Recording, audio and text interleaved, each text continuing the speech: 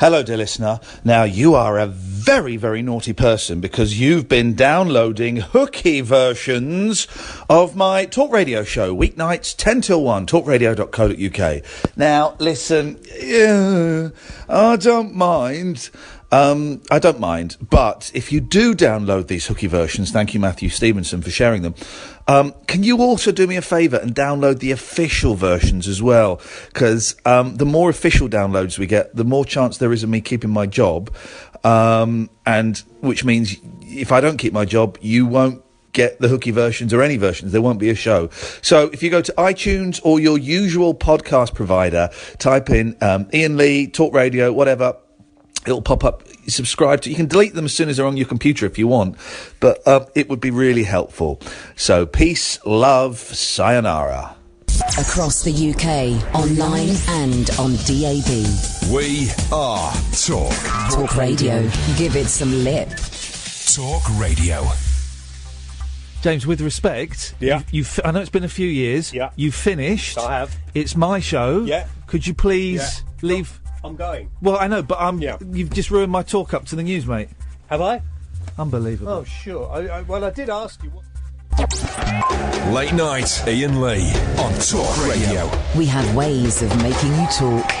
Well, I'm not the kind to kiss and tell, but I've been seen with fire up. I've never been with anything less than a 9. So fine. I've been on fire with Sally Field, gone past with a girl named Bo, but somehow they just don't end up as mine. It's a death-defying life I lead. I take my chances. I die for living in the movies and TV.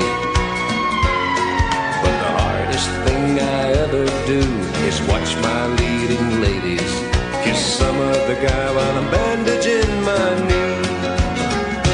I might fall from a tall building, I might roll a brand new car, 'cause I'm the unknown stuntman that made Redford such a star.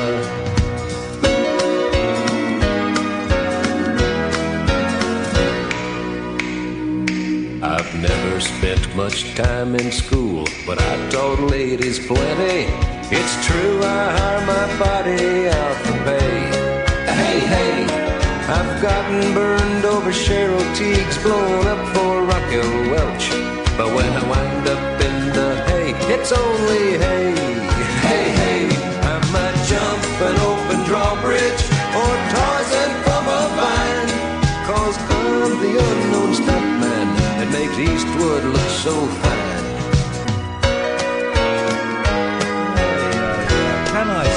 Can I say, ladies, all the ladies in the house, I see, ladies, Rosebud, can I say, what a thrill it is to be following on from the legend, absolute legend that is James Whale. I remember my granddad telling me about James Whale and the stuff he used to get up to back in the old days, and I'm following him. Genuinely, what a thrill. And also, the studio is nice and cool in here. Normally when Johnny and Ash do it, it's very hot and sweaty and musty and bum-cracky. Tonight, it's cool, it's fresh, it's delightful. I've got a feeling, guys... look, if I put that, if you're watching on Periscope, my face has been replaced by James Wales. Look at that, you see. I've got a feeling, guys, we might have a semi-decent show this evening. Possibly a 4, maybe even a 5 out of 10. Who'd have thunk it? Good evening, dear listener. I'm Iain Lee. This is Talk Radio. It's a late-night phone-in show, unlike any other late-night phone-in show. Let me explain why, to all of the new listeners, what we have got. Can't do that voice anymore! I was doing that voice in the office, and you can't do that voice in the office or on the air. So instead of me sitting here telling you what to talk about, and I mean, I don't even know what the front pages of the papers are. I haven't got all the papers. Can I get all the papers at some point? Whatever. Brexit, pound plummeting, £66 billion, deficit, all of this stuff. I don't really know what's going on. instead of me sitting here talking about that and saying, well, why don't you give us a call about that? What do you think about Donald Trump? I'm going to sit here and tell you how my day went and tell you what how bad my back is. My back is killing me. My back is absolutely killing me. There is a very strong chance. Thank you, Catherine. There is a very strong chance you might hear me shout out in pain because I'm getting these little twinges. Lower back towards the right-hand side. And it comes and goes. And I was doing some very silly stretching while listening to James Whale and then while watching National Treasure with Robbie Coltrane.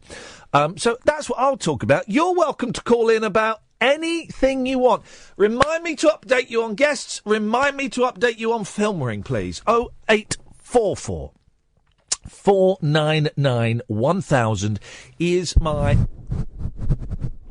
telephone number. If you want to give us a call, we call you back. It's that simple. Gosh, we've got a load of calls lined up already. Let's go to Dr. Schmullups. Good evening, Dr. Schmullups. Good evening. Hello. Hello. One moment. Let me get your speakerphone. Please do. We don't like speakerphone. We don't like. It sounds terrible when you listen. We don't like. What do they call it? Bluetooth. Hello. What? Yeah. Sorry, you might hear my 10-month-old in the background. Hey, beautiful. She likes the phone. How's everything going with her? Well, yeah, it's fun. She's good, actually. Yeah. Hard work, isn't it? But worth it. Worth it, of course. No, to be honest, the nightmare stories I've heard, she's been good. Oh, there you go, then. Yeah. You still got a long way to go, buddy. It's still early days. Yeah, I'm taking it as it comes. Yeah, it's early days. And whenever, after I had kids, friends would then have kids. We were one of the first in our sort of friend circle. And you try and avoid saying, well, they go, what's it like? And you try and avoid saying, oh, you're going to be knackered and your life is over. But it's true. You are knackered and your life as it was is over. A new life, a new one has only just begun, to paraphrase Slade. But it is the end of your existence as you know it, in terms of, being able to stay up any time you want, or just going out for a bag of chips, or, all that kind of stuff. I agree, but I have to say the worst part is, how on earth do women say, I want another one? What do you mean? After what they go through. Through labour. They forget that this is one of the incredible things about the brain. Here's the thing. Hello there. Let me shut up. I want to talk to her. Yes. Hello. Can you? No, she's just listening. She won't talk. Here's the thing, right? What was the most... have you ever broken a bone, Dr. Schmullups? Luckily not. Okay. Ever been punched in the face? Circumcision. Did it hurt? Oh, yes, second day. Here's the thing. Try and remember the pain. Yeah, I do. But you can't. You can remember being in pain, and you can remember how miserable it was, or how difficult it was to walk. You can remember how you had to accommodate the pain, but it is impossible for the human brain to remember. You can remember a song, you can close your eyes and you can see a concert, you can close your eyes and you can smell cooking that your mum made when you were a kid. You cannot remember pain. You can't replicate that time. No, you not in cannot. Your mind. No, I agree. You cannot do it, and that is one of the miracles. I'm just getting a bit of paper out the bin. That is one of the miracles of the body. My God, it's horrible. Yeah. The pain is. Yeah. Well, I don't know if I've mentioned Dr. Schmullups, but my back is absolutely killing me. I'm being very, very brave about it. That's a usual scenario with you, isn't it? Yeah, very brave. In fact, I've got some pills in. Here comes a cup of tea. Out come the Nurofen. Boom. I didn't realise James Whale was on. Forgive me for not listening. Who? James Whale. No, doesn't ring a bell. Oh, okay. No, James Whale is on. Is he on for the rest of the weekend? Yes, until Friday. So, no. Well, hang on a minute. Is he on for the rest of the week? Yes, except for one day of the week. So no. For the rest of the normal week. Oh, except for the mother of all shows. Of all talk shows. George, you're a fanny. And then I think he said, James told me he was filling in for Julia Hartley-Brewer at some point next week as well. Oh, that'd be good. Yeah, that will be good. Proper radio. Now, the reason I called, I heard on the podcast... That's what he told me, yeah. You asked if anyone knew Freeway, what show Free was. Oh, you're the second person to pick up on it quite some time after the question was asked. Well done, go on. My favourite show, Heart to Heart. It was Moida. Yes, and Jennifer Hart. Oh, has there ever been, and I don't want this to boil down to something base, she was a fantastic actress, but has there ever been a classier bit of crumpet on the television than Jennifer Hart? Looking at my wife, I'm going to just refrain from answering that. Hey, come on, has your wife been on TV? That was the question. I phrased it very, very carefully. I'll say, very nice lady. Yeah. Oh, and while you're holding your daughter as well, outrageous. I'll put her down. Good. Well, okay, you put her down to commit a mental infidelity. Well, that's good. I don't really remember the programme. I remember, at the age of 10, thinking she was absolutely stunning, but I'm sure the programme was... Wasn't he a mismatch? Sorry? The fella. What was his name? What was his name? Richard Spendlove. No, Robert Wagner. Wagner. No, yes, he was a real fella as well. He was a dreamboat. Was he? Yo, for goodness sakes. What do you call? Hello? Poppy fat and... Oh, no. He was a dish. Was he? Really? She could have done better. She could have done. Robert Wagner's history... Is it Natalie Wood that died in mysterious circumstances? He was married to Natalie Wood, right, who was kind of a famous actress. I think she was in a James Dean film, I'm not sure. So sort of an actress in the 60s. And she was beautiful, right? And she died in mysterious circumstances. She fell off a yacht. Have I got this right? And I've got to be careful for legal reasons. She fell off a yacht that Robert Wagner owned, right? Robert Wagner, who else was on there? It wasn't John Voight, it was... Lynn from Forest Gate? No.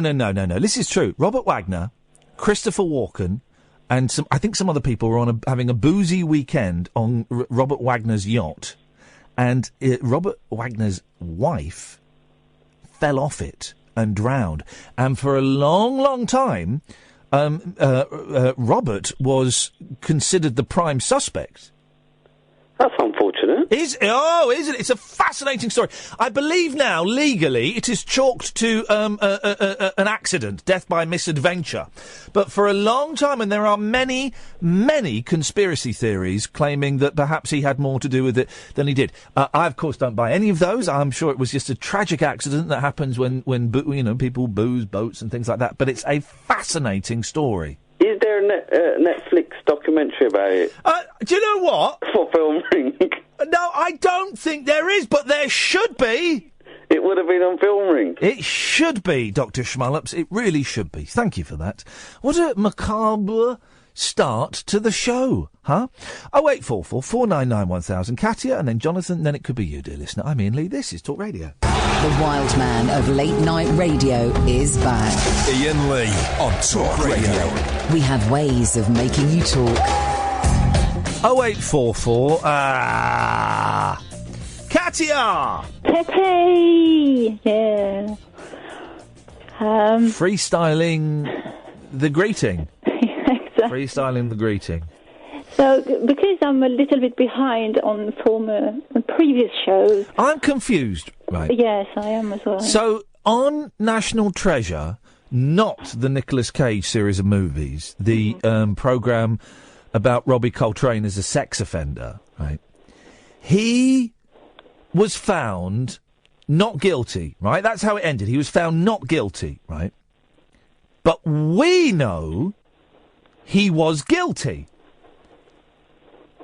So what is the message that's trying to tell us? What, the people that have been in the news that haven't been found guilty, we're supposed to question? Well, I don't understand what the message is. What's the moral of that story? Do you know what I'm talking about, Katia? No, I'd like to help you, but I haven't watched television for quite a while. Well, Kath and I have made a point of having a date night and watching this National Treasure thing with Robbie Coltrane, where he plays a sex offender. It's kind of he plays. It's based on a lot of historical sexual crimes that have happened recently, right? Or cases, right? Now we know he was guilty of raping these two women, right? But he was found not guilty by a court of law in this drama. Right. So I'm really confused as to what the moral is. Now, if the moral is there will be a season 2, what did I say? A series 2, then I'm not very happy about that. If the moral is you too can commit sex crimes in the past and get away with it in the present, that's a strange message. Honestly, I'm not. I'm not. It was all talk of rosebuds and all kind of things. I don't know. If anyone watched it, can you tell me what the moral of that story was, please? 0844 499 1000. Because I didn't get it. I didn't get it. I didn't get it. Katia? I didn't get it, Katia. I didn't get it. So, Pepe, again, it's just I was greeting you in the manner of Jonathan, my friend Jonathan. Oh, well, say hello to him. Hello, Jonathan. Pepe to you. Pepe to you, Jonathan. Hello? Pepe, Jonathan, Pepe. Oh. And Pepe to all of our 4chan listeners. This is the only 4chan friendly show in the world. Pepe, Jonathan, Pepe. Don't tell them that, or they'll come after you. They are all welcome. We would love to have as many 4chaners on this show as we could possibly get. Let's try and get a world record for the most 4chaners calling in. Pepe, Jonathan, Pepe. He's not pepping us back. Can't you? He's not. Us, Yes, Jonathan? Jonathan, could you've left us hanging here.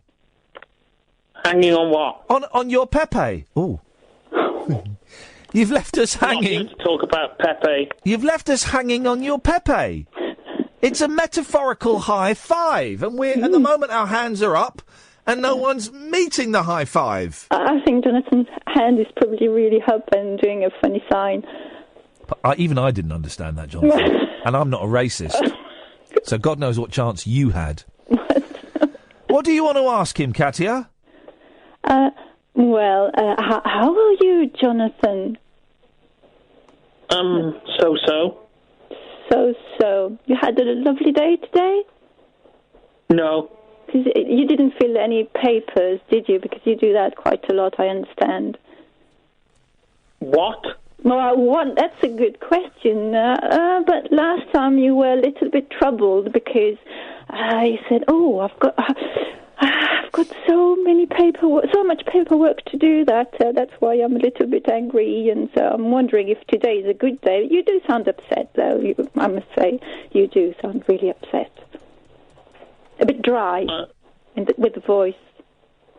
I wanted to talk about something, and we're doing 20 questions instead. Hey, we can talk about something, Jonathan. What do you want to talk about? We can talk about something, can we, Katia? Yes, we can, definitely, yes. Jonathan, what do you want to talk to Katia about?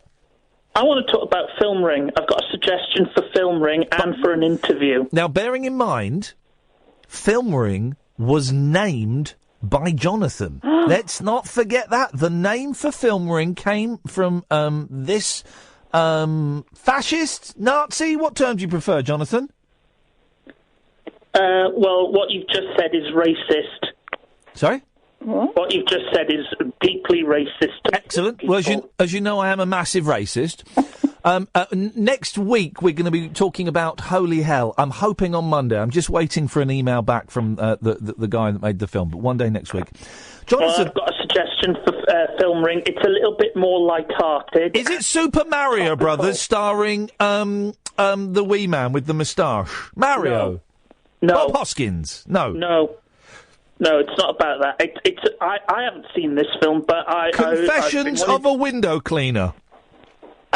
No, the film you should do next on Film Ring, because it's both seasonal and topical, is Santa's Sleigh.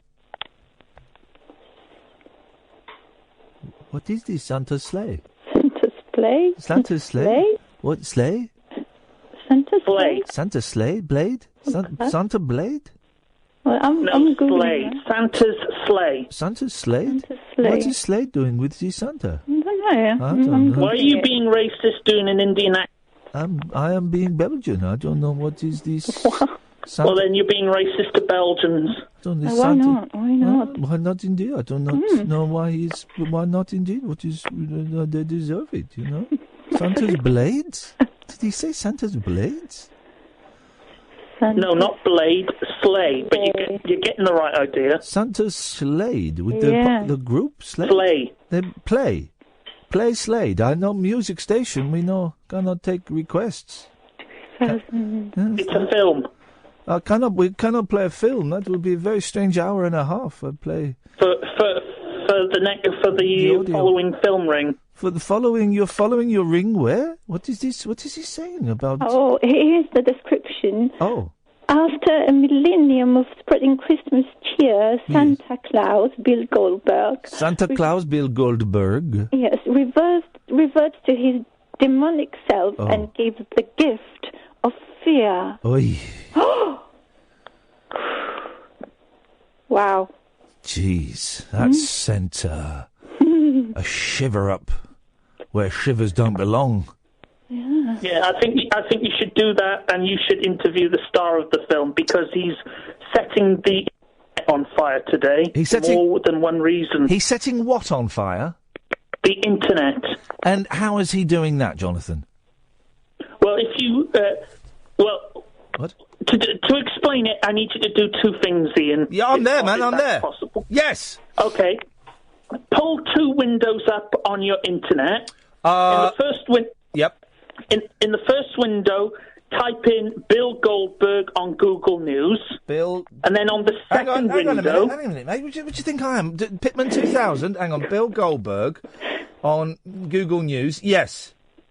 And then on the second window, go on YouTube and type in Goldberg invasion theme. And then when you see the video... click on it and we can hear the audio, because it adds drama. Goldberg invasion theme. Okay, about to click on it now. Here it comes.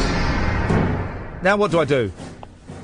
Let it play. Okay, why have I got the other window open? I don't understand why I need two windows. Because he's in the news. Am I supposed to read the... Santa's sleigh is in the news. He's coming back. He's coming back. What? Am I supposed to read the news? No, just look at it. He's coming back. He's coming back. Goldberg.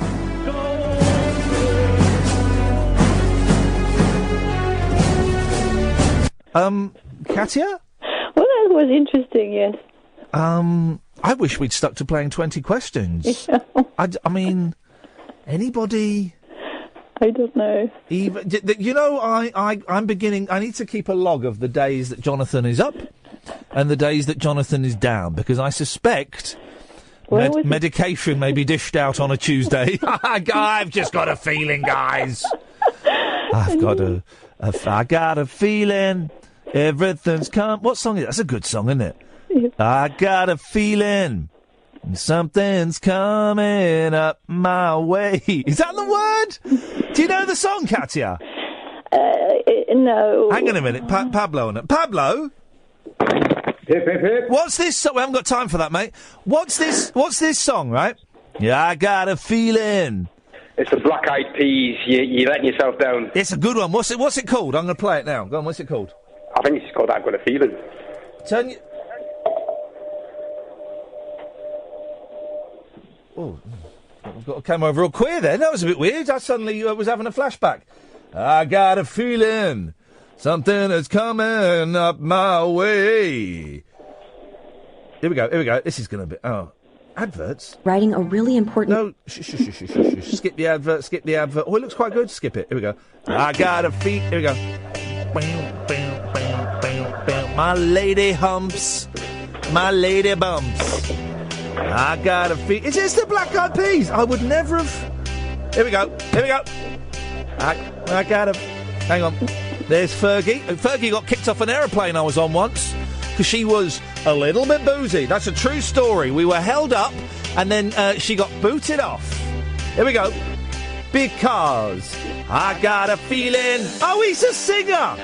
I did not know Will.i.am was the singer in the group. I just assumed he was like the producer. That's a bit racist. Anyway. Hang on. Here we go. I got a feeling, yeah, everything's coming, it'll be your lucky night for it's gonna be on the good night. Yeah, it's a great song, that. That's a great song, Katia. Yeah, no. It is a great song. Name, here we go, here's a competition for you, Katia, and then Pablo, when she fails, you can go next. Don't Google it, turn whatever speaker on you've got on off. Katia, name... one member. It's a really simple competition, all right? Name one member of the Black Eyed Peas that isn't Will.i.am or Fergie. Go. Do you want some thinking time? No, I've just already. I can give you 30 seconds. Would it be helpful if I gave you 30 seconds thinking time? Okay. So we're looking for one member of the Black Eyed Peas that is neither Fergie nor Will.i.am. Neither Fergie nor Will.i.am. Some of their hits include First letter. I Got a Feeling, First letter. Lady Humps, and they had another song quite a long time ago. I don't remember. Bum, bum, bum, bum, Rosebud. Katia. Katy Perry. Sorry? Katy Perry. Incorrect answer. Pablo, it goes over to you for $1 million. Can you name one member of the Black Eyed Peas that is neither Will.i.am nor Fergie?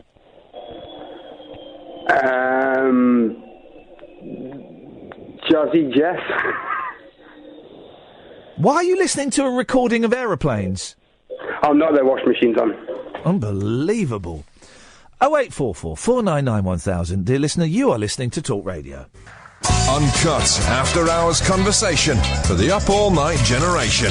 Late night Iain Lee on Talk Radio. We have ways of making you talk. There's £1 million up for grabs for anybody that can name a member of the Black Eyed Peas that is neither Fergie nor Will.i.am. Busy show this evening. 0844 499 1000. Lots of you getting in touch about me punching a listener in the face. It's happening. It's real. There is a very slight niggle of worry coming from management here at Talk Radio, but I don't see that as a major problem. Sometime near Christmas, I will be punching a listener, his name is Jamie, in the face. Bare knuckle. We'll have a St John's ambulance around, and you could be there. We're going to have 100 tickets, £10 a ticket. Things are happening behind the scenes to make sure that this really is a spectacular event, and it's genuinely happening.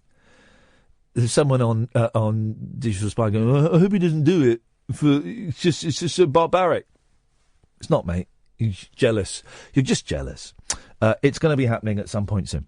0844 499 1000 is the telephone number. Dave! Hello, is that Iain? Yes, it is, Dave. I'm just going to have a little Nurofen session. Hang on. Oh, yeah. Do you want to lie down? Have a lie down. If I lie down, Dave, I ain't never getting back up. All right, stay in your chair then. Thank you, my love. I'm being a very brave soldier today, actually. Oh, good lad. Thank you. Thank you, at last. I had members of my team laughing at me, Dave, because I was doing some medical stretches.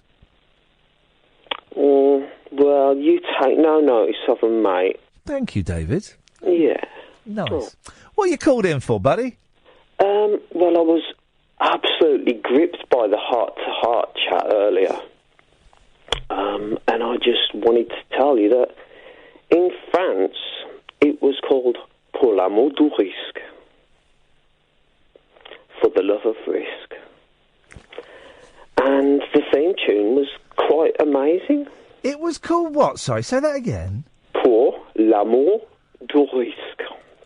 You really go for that French accent right at the end, don't you? It's a French Wolverhampton crossbreed.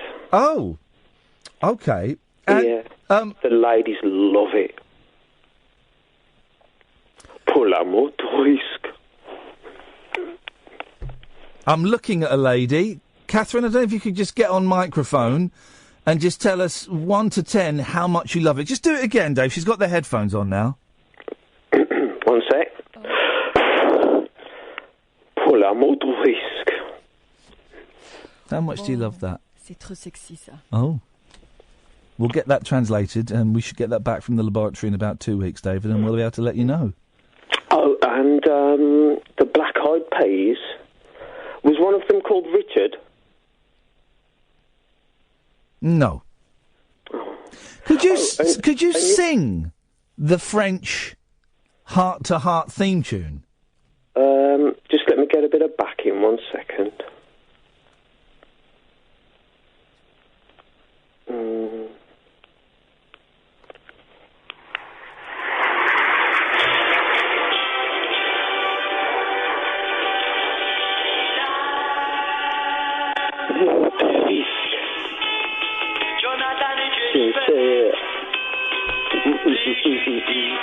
No, I can't. Thanks for calling, Dave. You're welcome. Good night. I really, this is, hang on a second, what's this? Here we go.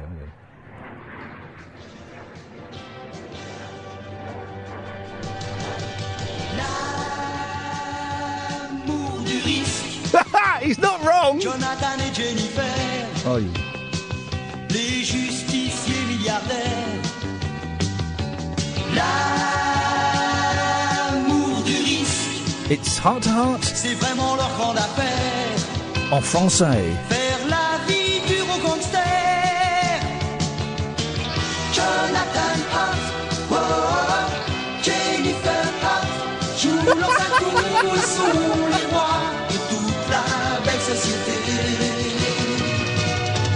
Jonathan Hart, oh, oh, Jennifer Hart, ils risquent tout de la justice et de l'amour. L'amour pour mieux risquer, le risque pour s'aimer. L'amour pour mieux risquer, le risque pour s'aimer. Wowzers. I mean, that really is... Thank you for that caller, whose name I've forgotten already. That's how little I care for you. I'll be honest, I don't think we're going to top the first 36 minutes of the show. I feel like I've time warped. I feel like I'm doing drive time on LBC or I'm doing Absolute or something. This has been absolutely insane. You're welcome to call in, though. Really busy on the phone. What's happened? 0844 499 1000 is the telephone number. We might as well crack on. Let's go to Callum. Good evening, Callum. Hip, hip, hip. Hip, hip, hip, Callum. Yeah, all right. I'm all right. How are you? Oh, yeah, thanks, yeah. You sound like you've been punched in the jaw. No, just relax, I think. Just got a relaxed, very relaxed mouth. Yeah, that's it, yeah, relax. Very relaxed mouth. Did you watch National Treasure with Robbie Coltrane? I ain't watched telly in about 3 weeks. In how long? About 3 weeks. I prefer radio. You didn't phone up Ian Collins once pretending to be a Ronan Keating sound-alike, did you? No, not me. Because you didn't sound like one. Why? What? I've been called worse. Well, I'm only kidding. I bet you have. Why haven't you watched television in about 3 weeks? boring, isn't it? On? He's right. It's boring. It's boring. Yeah. I don't like television. And you're right. It is. What was the last thing you watched then on the old TV? Probably news, GMTV in the morning. GMTV? Yeah, or whatever. It's not called that, is it? Go on in Britain, but you know what I mean. What you should listen to Paul Ross on the radio. Yeah, I do. Oh. Wibbly Wobbly Ross, that's what I call him. What do you call him? Wibbly Wobbly Ross? Yeah. Why'd you... That's what he sounds like. He sounds Wibbly Wobbly Ross. That's sort of nickname there. Tomorrow, here we go. Listen, this is exciting. Tomorrow, he's got someone from the Vamps on. Now, I don't know who the Vamps are, but I bet they're a brilliant. Rock and roll band. Yeah, I've heard bits of them. Any good? They sounded alright. Yeah. Yeah. I've got a lot of respect. If anyone can make a living, right, playing music, you've got my respect straight away. Straight away. Imagine you get paid, right? What do you do for a living, Callum? I don't do anything. I'm autistic, but I do a lot of busking and that. I think autistic people can work. Does your autism prevent you from working? I get too stressed. I can't fit into. Oh, okay. Okay, that's cool. But you say you go busking. Is that not stressful? No, ever out laugh. Because I used to go busking. Yeah. Huh? Yeah. Yeah, I wasn't sure if you said where or yeah. I wanted to be sure, and you said yeah. Yeah. I found it incredibly stressful. That moment when you find your pitch, right, and you get your... Do you do it on guitar? There's some guitars, some singers. I tend to play... But I'm learning tambourine and drumming. Oh, okay. Yeah. With djembe drumming.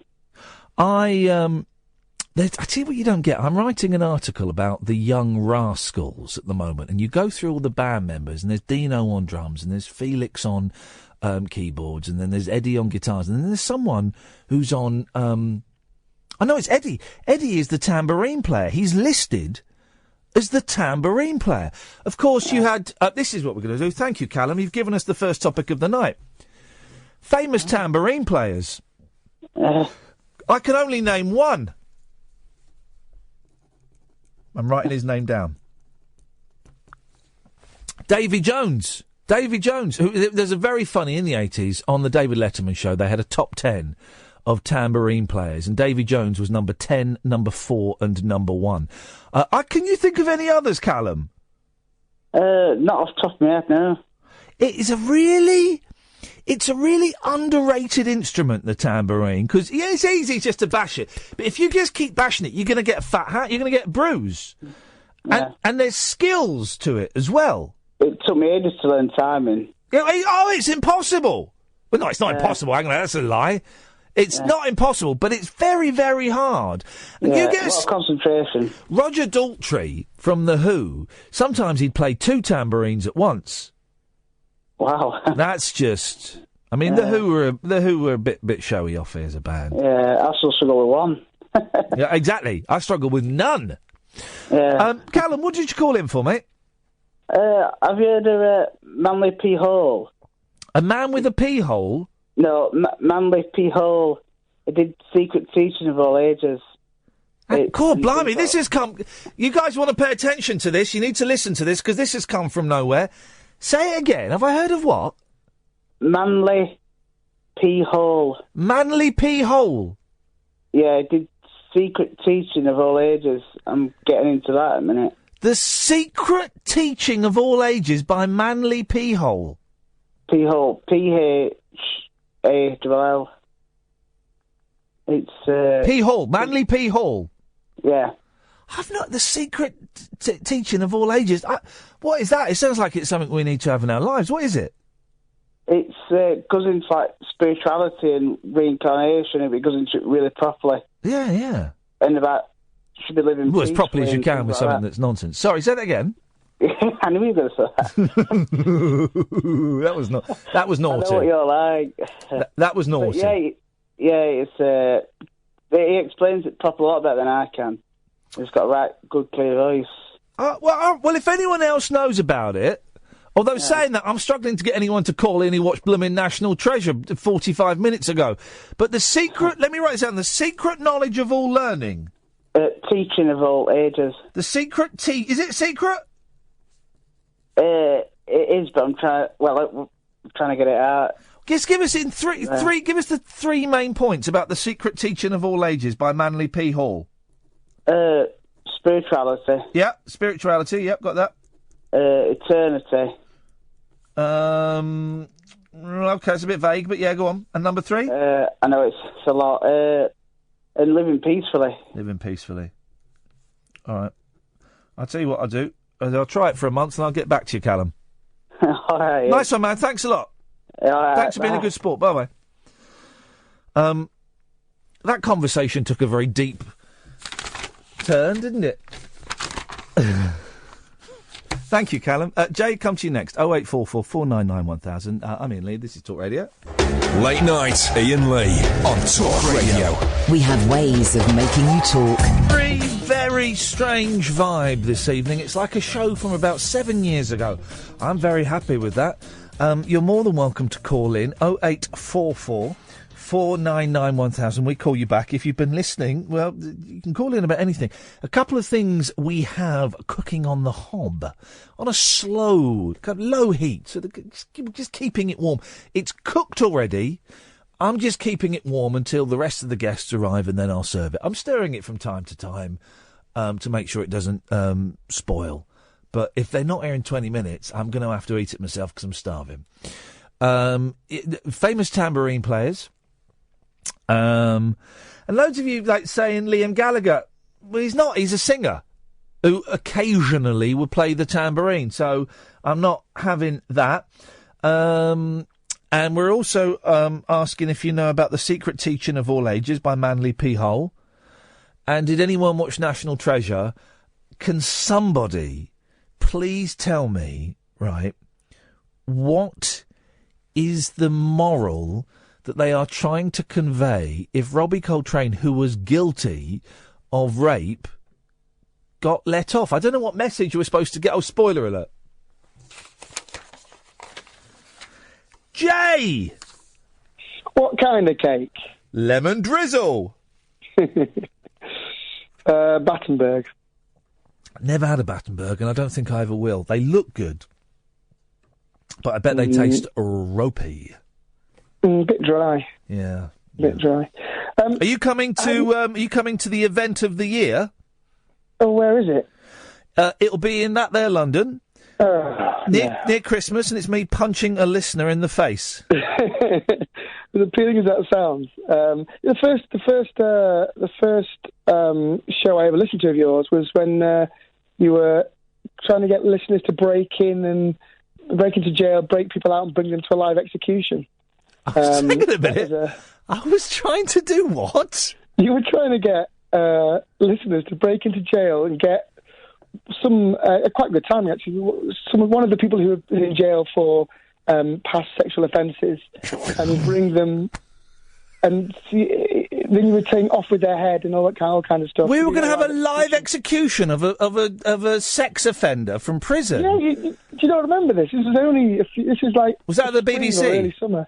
Oh, was this year? It was here. It was this year. Yeah, this year. You sure that was me?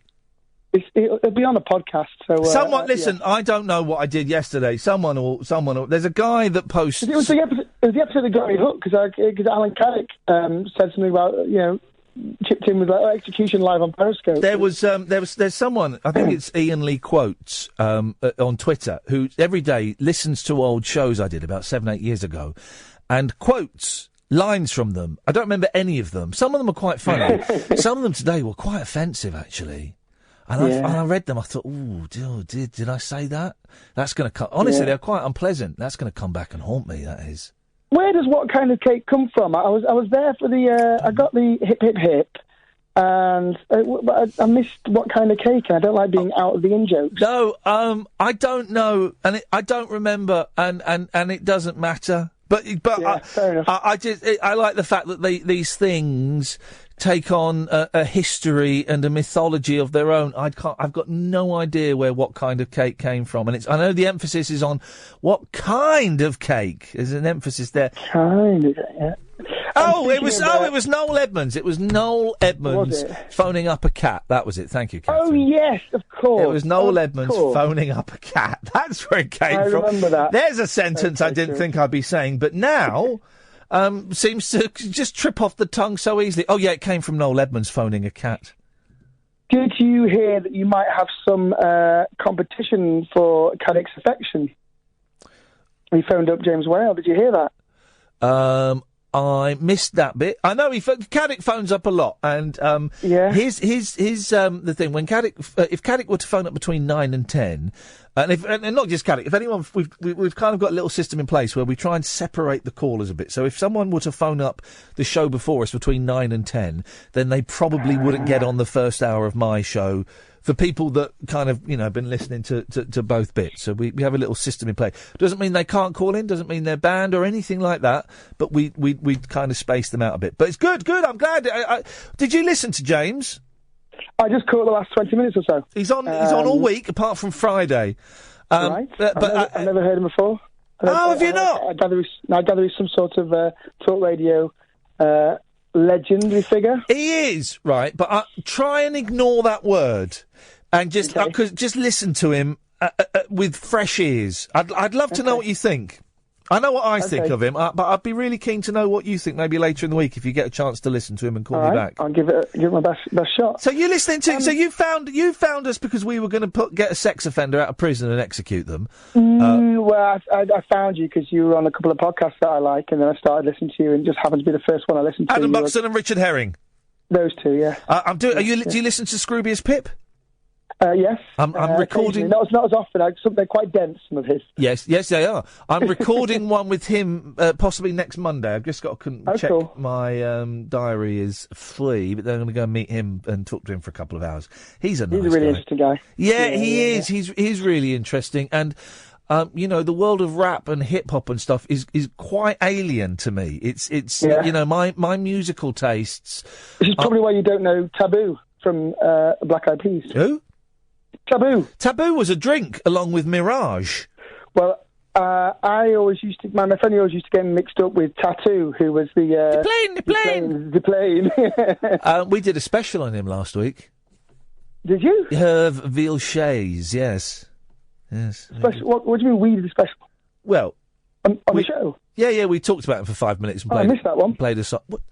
Unbelievable, Jay. I know, sorry. You come on and try and befriend me, and instead it's absolute bullshit. Never mind. Was that what you... So have you called in to name Tattoo?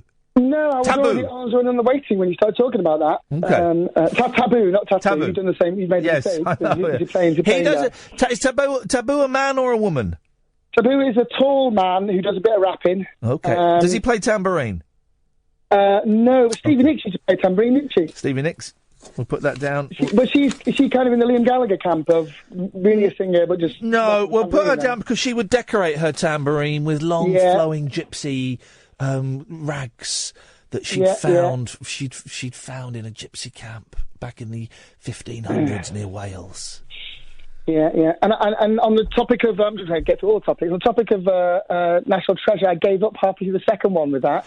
Get into it. I thought it was rubbish, right? But I'll be honest, tonight's show in the courtroom was actually quite good. It had all the tension and drama that I think was lacking from the first three shows. But I just thought, he's guilty, and if he turns out to be guilty, the only way this could resolve itself in a way that I was happy is if he turned out to not to be guilty. But it was just obvious that he was guilty. But he was guilty, but they found him not guilty. Now that to me... So I suppose there's a bit of tension there. Otherwise it would have been boring. If he was just guilty and they found him guilty, it would have been the worst programme ever. But Jay, what is the moral we're supposed to get from that? What, the people that were found guilty in real life aren't guilty and the people that weren't guilty are guilty? just a story, isn't it? But it is. But I think it's unfair on people like Paul Gambaccini, right? Who went through hell, didn't go to court. You brought the name up, not me. No, exactly. Because Paul Gambaccini is completely innocent, and he wrote a brilliant book about. I think it's like 20 months. From the day I don't know, he didn't get charged, but the day the police first went and busted him to the day they said we're not going to press charges, right?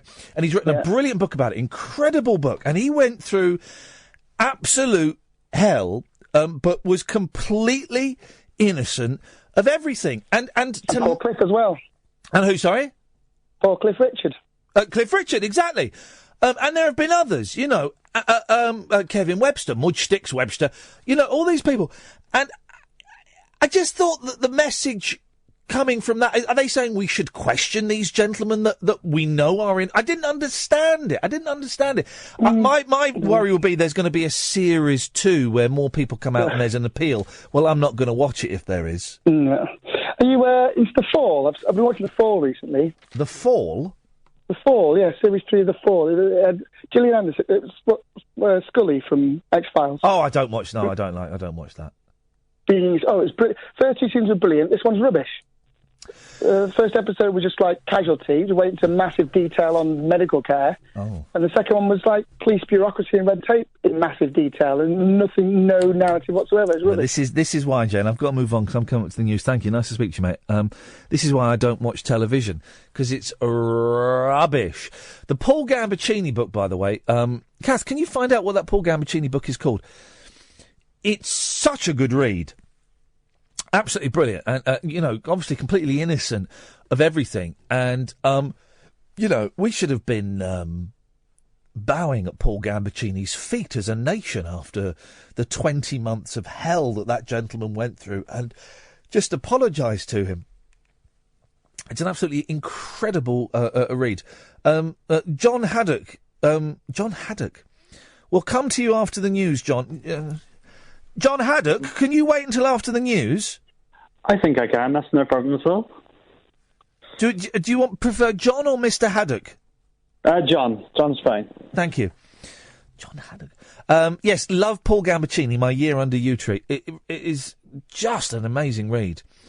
And the end of National Treasure really confused me. Unless it is a setup for Series 2, which, you know, hey, TV. Who'd have thought it, huh, guys? We'll speak to John Haddock, and then we could be speaking to you. 0844 499 1000. Now's an excellent time to call. We call you back. I'm Iain Lee. This is Talk Radio. Across the UK, online and on DAB. A radio star is born. You're going to love Talk Radio. Talk Radio. We're going to talk cosplay in a second. That's what John has called in for. Excellent stuff indeed. I look forward to picking his brains. You can give us a call as well. 0844 499 1000. It's 11 o'clock. This is Talk Radio. Late night, Iain Lee on Talk Radio. We have ways of making you talk.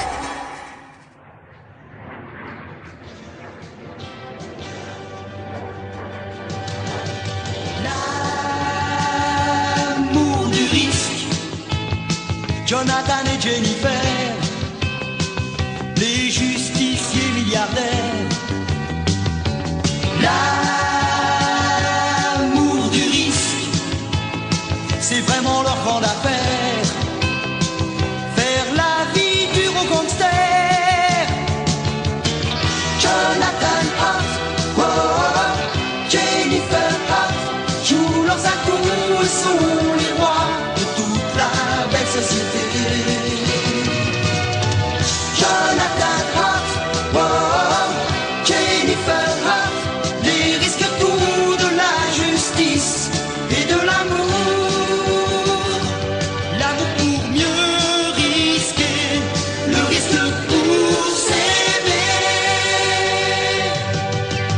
L'amour pour mieux risquer, le risque pour s'aimer. Yeah, that'll do me. 0844 499 1000. So this is Iain Lee. This is Talk Radio. What have we talked about so far? Yes, we've talked about The Secret Teachings of All Ages by a gentleman called Manly P. Hall. No, me neither. If you have 0844 499 1000. We're compiling a list of famous tambourine players. So far, we have Davy Jones and Stevie Nicks. There's got to be more. I mean, you don't really hear tambourines on modern music. They kind of stop around about 1968, I think. And, anything else you want to call in about, you know the score, guys. I tell you now, the phones normally die down between about 11:15 and 12 o'clock. 11:15 and 11:45. And it went on for a bit longer last night, but they're normally a bit quiet. So if you're kind of thinking, well, I sort of want to call in, but I don't really have anything to say. Well, now is an excellent time to call in, because you'll probably get straight on. And if you want to bottle it, you just put the phone. Do you know what I mean? You just put the phone down. There's no pressure. It's just us having a chat. Just let us know how your day went. 0844. By the way, never. There you go, Ed. Thank you. Never on a BBC local radio say, just let us know how your day's going, because you'll get a load of old biddies phoning up going, well, I've had terrible. The bloody bus never turned up. I was there for 25 minutes and it never turned up. Then my John turned up. But you know what I mean, guys. 0844 499 1000. We call you back. Now, yesterday, Kath and I were talking about cosplay, because we're making this little documentary about cosplay, and I don't really get it, and I'm really keen to try and find out why cosplay. Why, for those who don't know it, it's when I thought it was just dressing up as like Japanese games characters. It's not. It's dressing up as kind of like any character from anything, from book, film, video game, TV series, anything like that. And people take it really seriously and get really, really involved in it. And me and Kath are going to go to, there's a thing called the MCM Expo at the end of the month. And they have loads of cosplayers turn up, and there's going to be like an awards thing and stuff like that. So really, really excited. And yesterday, I was asking for people to call in to try and explain it to me. Well, John has called in to try and explain it to me. Hey, John, how you doing? I'm good, thank you very much. How are you? Yeah, I'm good, man. Thank you for calling. So do you do this, do you? Yes, on and off. How do you? What now? What? I'm going to ask you some questions. If you don't know answer them, just tell me to jog on. But I'm trying to build a picture of you. So you're a gentleman. Yes. How old are you, John? 33. 33. Okay. And how long? I've got the definition right. It's just dressing up as characters from anything, is it? Yes. Originally it started as a thing for like. In Japan, really, like people, like you say, dressing up from anime and stuff like that. But it's encompassing a broad range of virtually everything these days. So. And why do you do it? This is what we want to get to the nub of in this documentary. Is why people do these things. Why do you do it?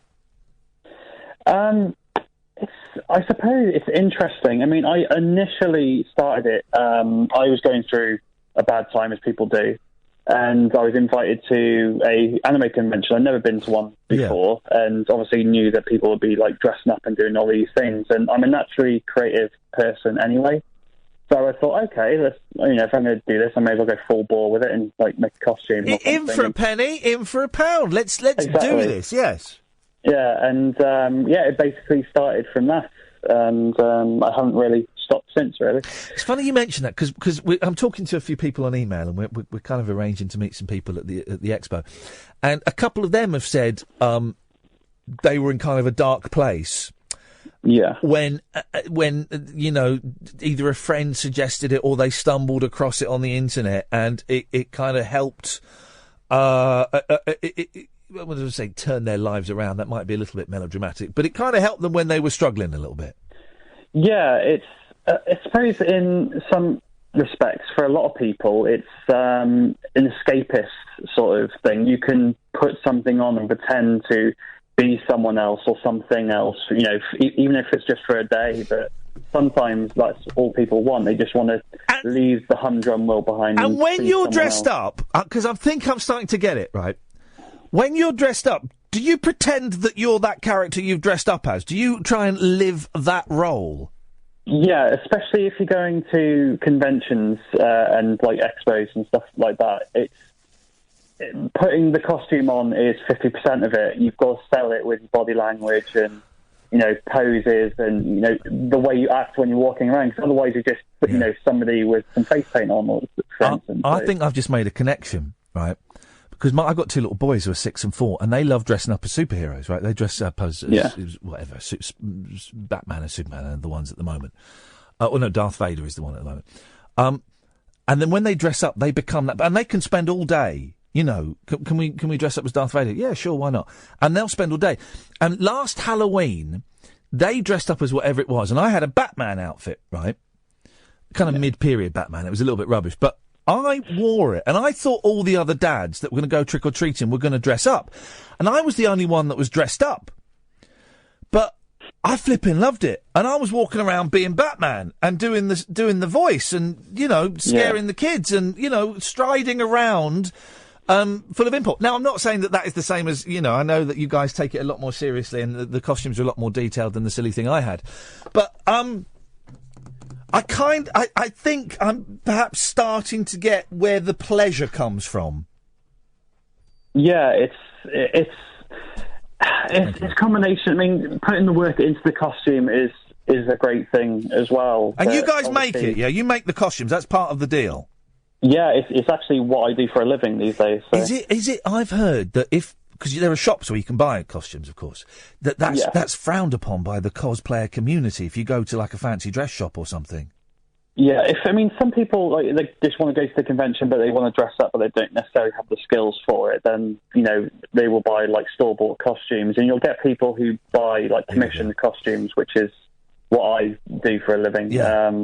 And who don't necessarily have the tools themselves to do it or the inclination, but they really want to be these characters. Plastic cosplayers, John, are they plastic? Is that what we call them? I wouldn't call them plastic. No, of course you would, because I'm teasing. That's fine. Are you going to the expo in October? I'm actually not. No, I'm based in Ireland these days. Oh, okay. I can't get to the expo as much as I would like. There's a convention I'm going to in October up in Scotland. I tell you what I love is there was something on earlier on in the year. I don't know what it was, but I obviously got the tube as it was kicking out time. And they were all on the tube. And it was brilliant.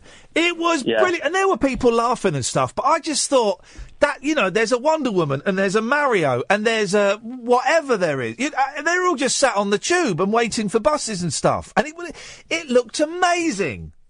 Yeah, if anybody who does cosplay a lot will always love to do always love to talk about the trip home and just scaring the normies. Obviously wearing your full garb on a train, or in a taxi, walking down the street, and it's quite interesting. The normies. I see. There's an us and them quality about this.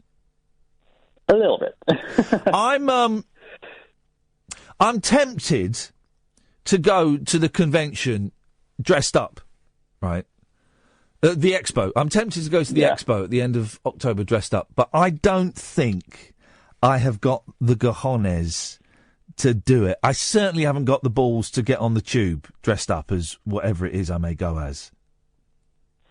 It's an experience. It's not for everybody, but once you're there, you're around like-minded people, and you fall into the fun straight away. Would it be cheating terribly if I went dressed as a normie, nipped into the cubicle in the toilets, and then did a quick change and then came out dressed up? Would that be okay? Yeah. I mean, there's people figure out their ways. Some people will get changed in the car park, behind a bush or something. So, and if I'm going to say, all right, I tell you the character I've got in my head, right? Yeah. And I want you to let me know genuinely if this is a bit of a disappointment. Go on. Shaggy from Scooby-Doo. Oh.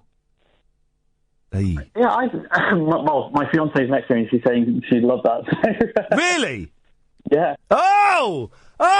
We might have a Shaggy. I might cheat. I might rent a costume. We might have a Shaggy, ladies and gentlemen. We might go as a Shaggy. Now, I've been told to Google you, And I've typed your name into the search engine, but I've not pressed enter yet. Am I going to see pictures of you dressed up? If you type in my actual name, you probably won't. But if you type in my working name of J Cosplay Props, then you will. Hang on a minute. Say that again. J Cosplay Props. So J Cosplay Props. All right, yeah. And cosplay, and that's one word. Space props. All right, let's have a little look. Let's see what.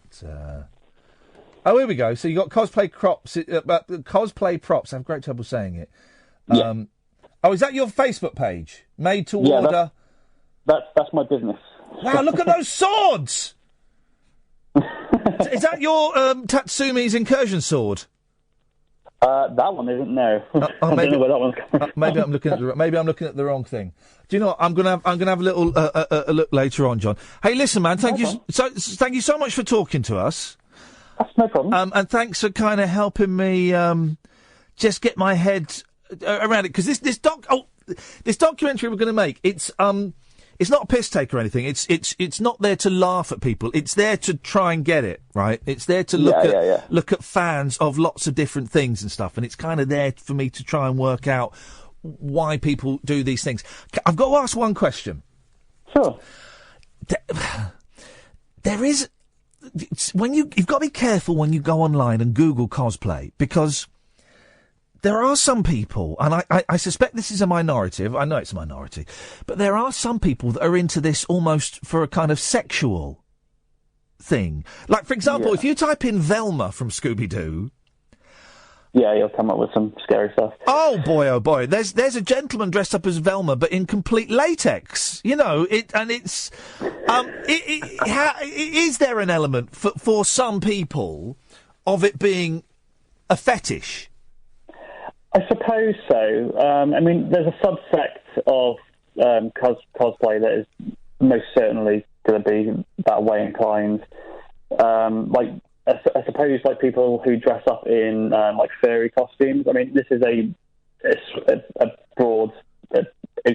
I'm basically lumping a lot of people into one category. Yeah, no, we're doing generalisations and broad brushstrokes, of course. Yeah, but the most common one that people will think of is what people call furries, which is people in animal costumes. No, not everyone who dresses up in those does that at all.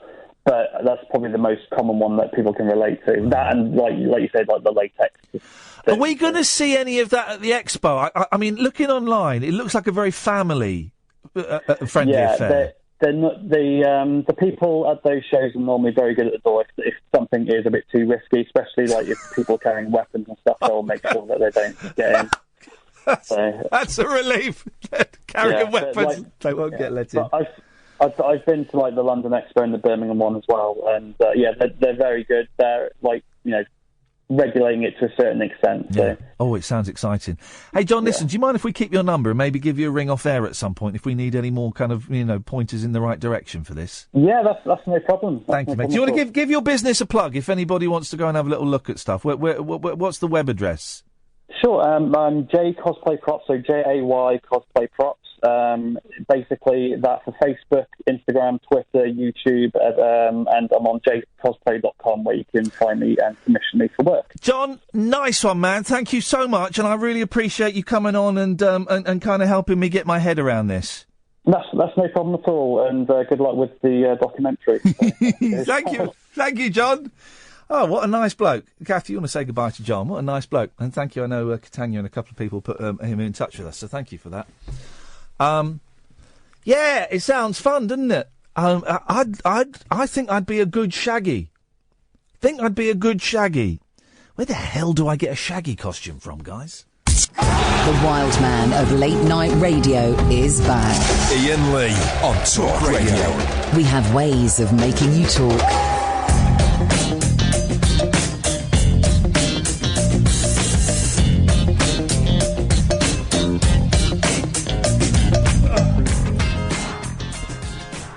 Deary me. 0844 499 1000 is the telephone number if you want to give us a call. I've just dropped a picture of James Well. I think I might... Shaggy, I can pull Shaggy off. Green T-shirt, brown flares, and scruffy. Oh, I can do that. Hey, it dawned on me. I was in. Thank you for that, John. I really enjoyed that.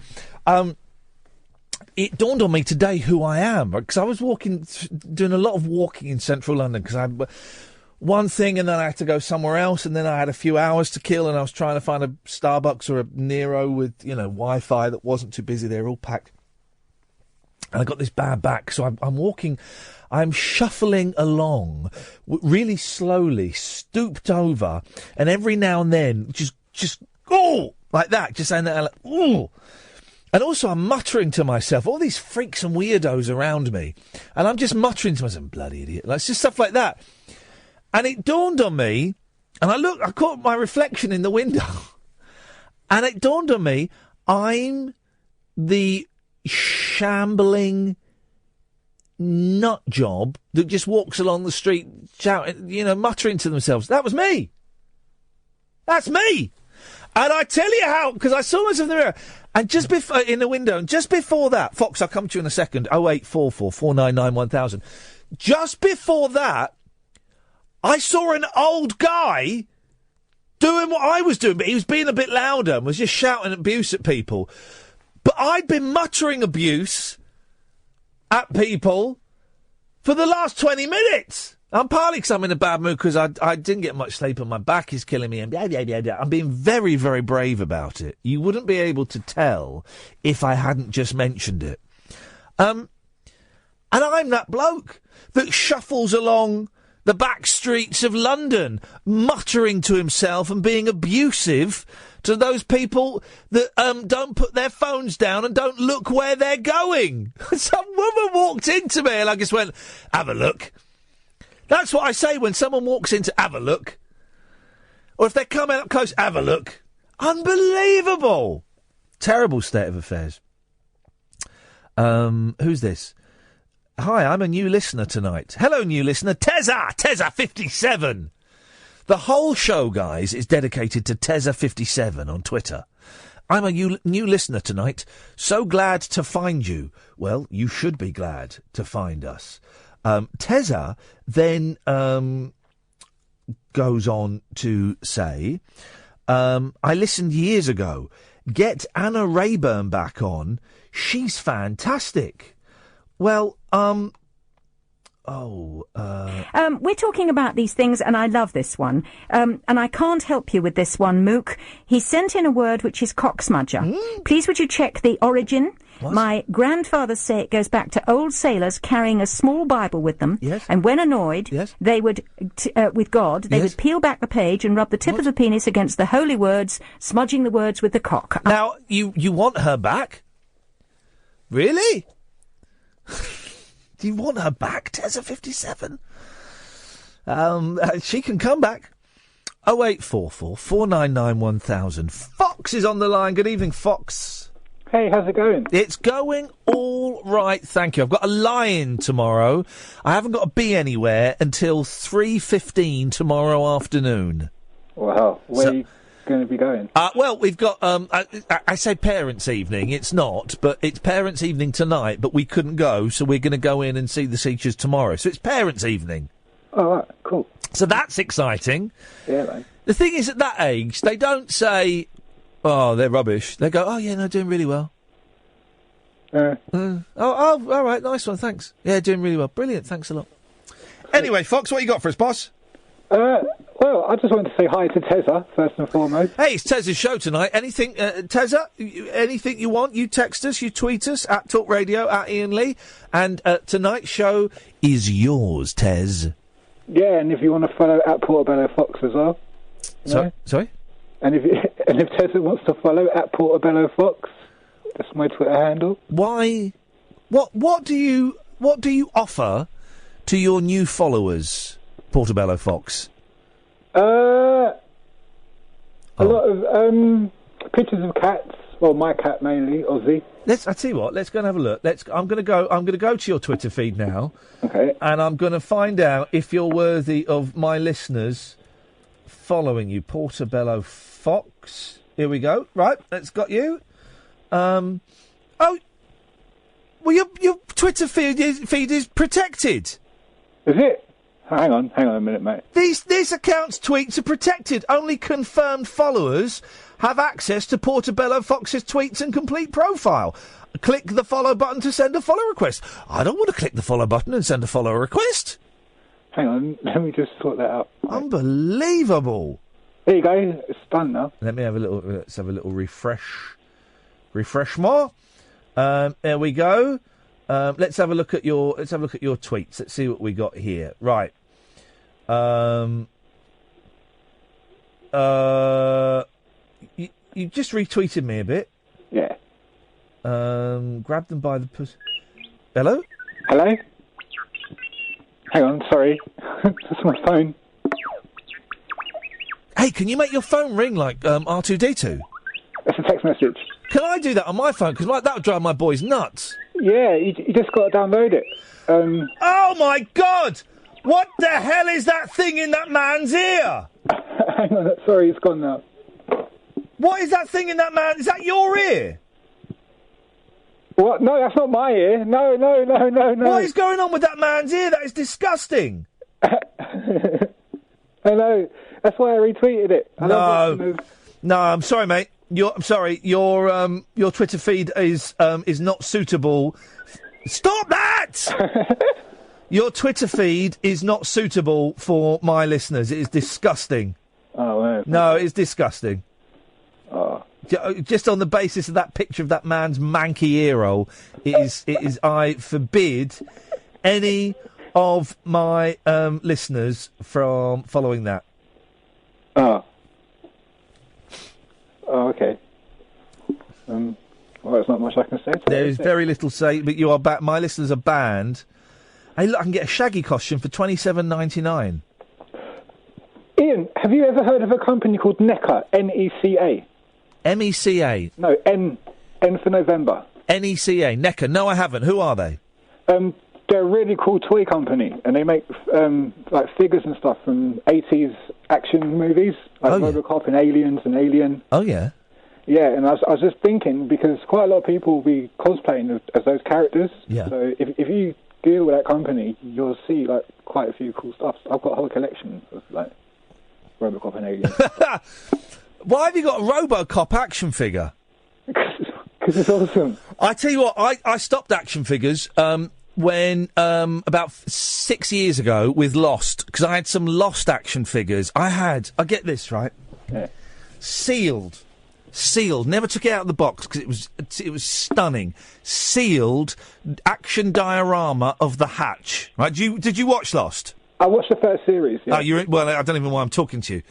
But right, so the Hatch, an action diorama of the Hatch, right, and it's got Locke and Hurley, I don't know, the others stood around the Hatch, right, and it lights up. In the box, sealed, never once took it out of the box, right? Yeah. I found it in the garage about 3 months ago, right at the back. It's completely sodden. Wait, oh, man. Use the... Who put me Lost diorama at the back of the garage completely sodden? I don't know. No. Can I send you a picture of my collection? Yeah, you can. I've cut him off. Oh, that was getting a bit weird, wasn't it? His collection of what? 0844 499 1000. This is Talk Radio. Uncut after-hours conversation for the up-all-night generation. Late night Iain Lee on Talk Radio. We have ways of making you talk. I think I might have just crashed Periscope by moving it. I don't know if it's still working. If someone... It's frozen on my screen, but I don't know if it's working elsewhere. 0844 499 1000 is the telephone number if you want to give us a call. A real mixed bag of stuff today, guys. Famous tambourine players. We've only got two. We've only got two famous tambourine players. Davy Jones, it is the king and queen of tambourines. He has sent me a picture. Look, the Fox has sent me a picture. I don't know what that is. I'm going to retweet a picture the Fox has sent me. I don't know. It's like he's missed all of the action. He's taken a picture of the gap between action figures. Maybe there's more to the picture. The King and the Queen of tambourine players, of course. Davy Jones and Stevie Nicks. And that is it. We can't find any others. There must be more out there. 0844 499 1000. Now, here we go. Look at this. The Daily Express. Right. This thing's starting to get on my nerves now. Oh. Front page of The Sun, Britain's greatest newspaper. England Ace's son sparks clown terror. City schools put on lockdown. Hang on a minute. The teenage son of an... So this is this thing about clowns, right? And the Express has got terrifying clown craze sweeps the country.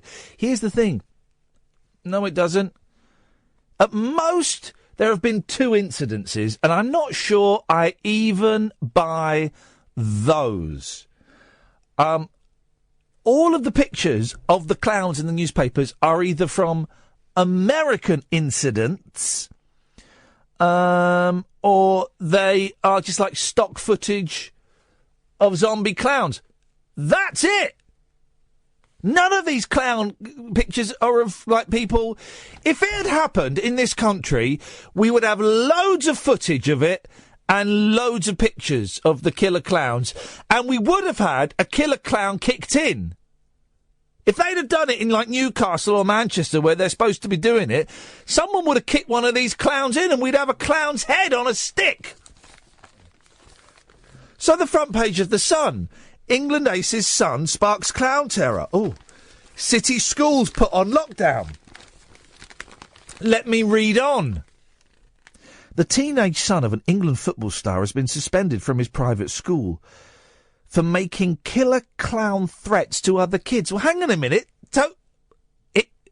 Let me get this right. He's not even dressed up as a clown. He just said to someone, I'm going to dress up as a clown and then I'm going to scare you. What? What does that even mean?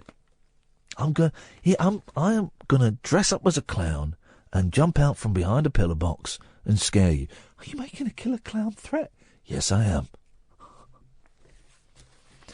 The lad was ringleader in a social media stunt that put several city schools into lockdown. Police were called in. Full story, page 4 and 5. There's no story. There's no killer clown terrifying craze sweeping the country. There's a killer clown terrifying craze sweeping the newspapers, but not the country, because it's not happening.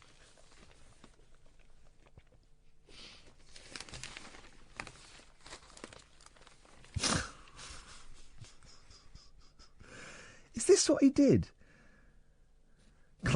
Sinister. Pictures put online during the boys' killer clowns prank. This is a front page story. So this guy has tweeted some pictures of scary clowns and then tweeted, clowns have threatened my old school, so now they're in lockdown. Is this...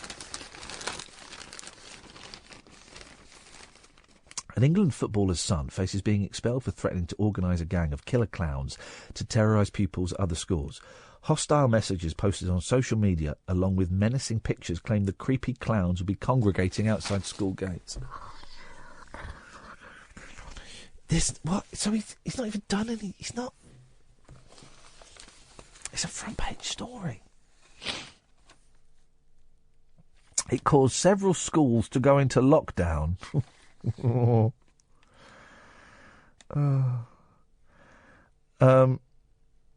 And sparked a police alert. The clown group had posted an online list of schools they intended to target.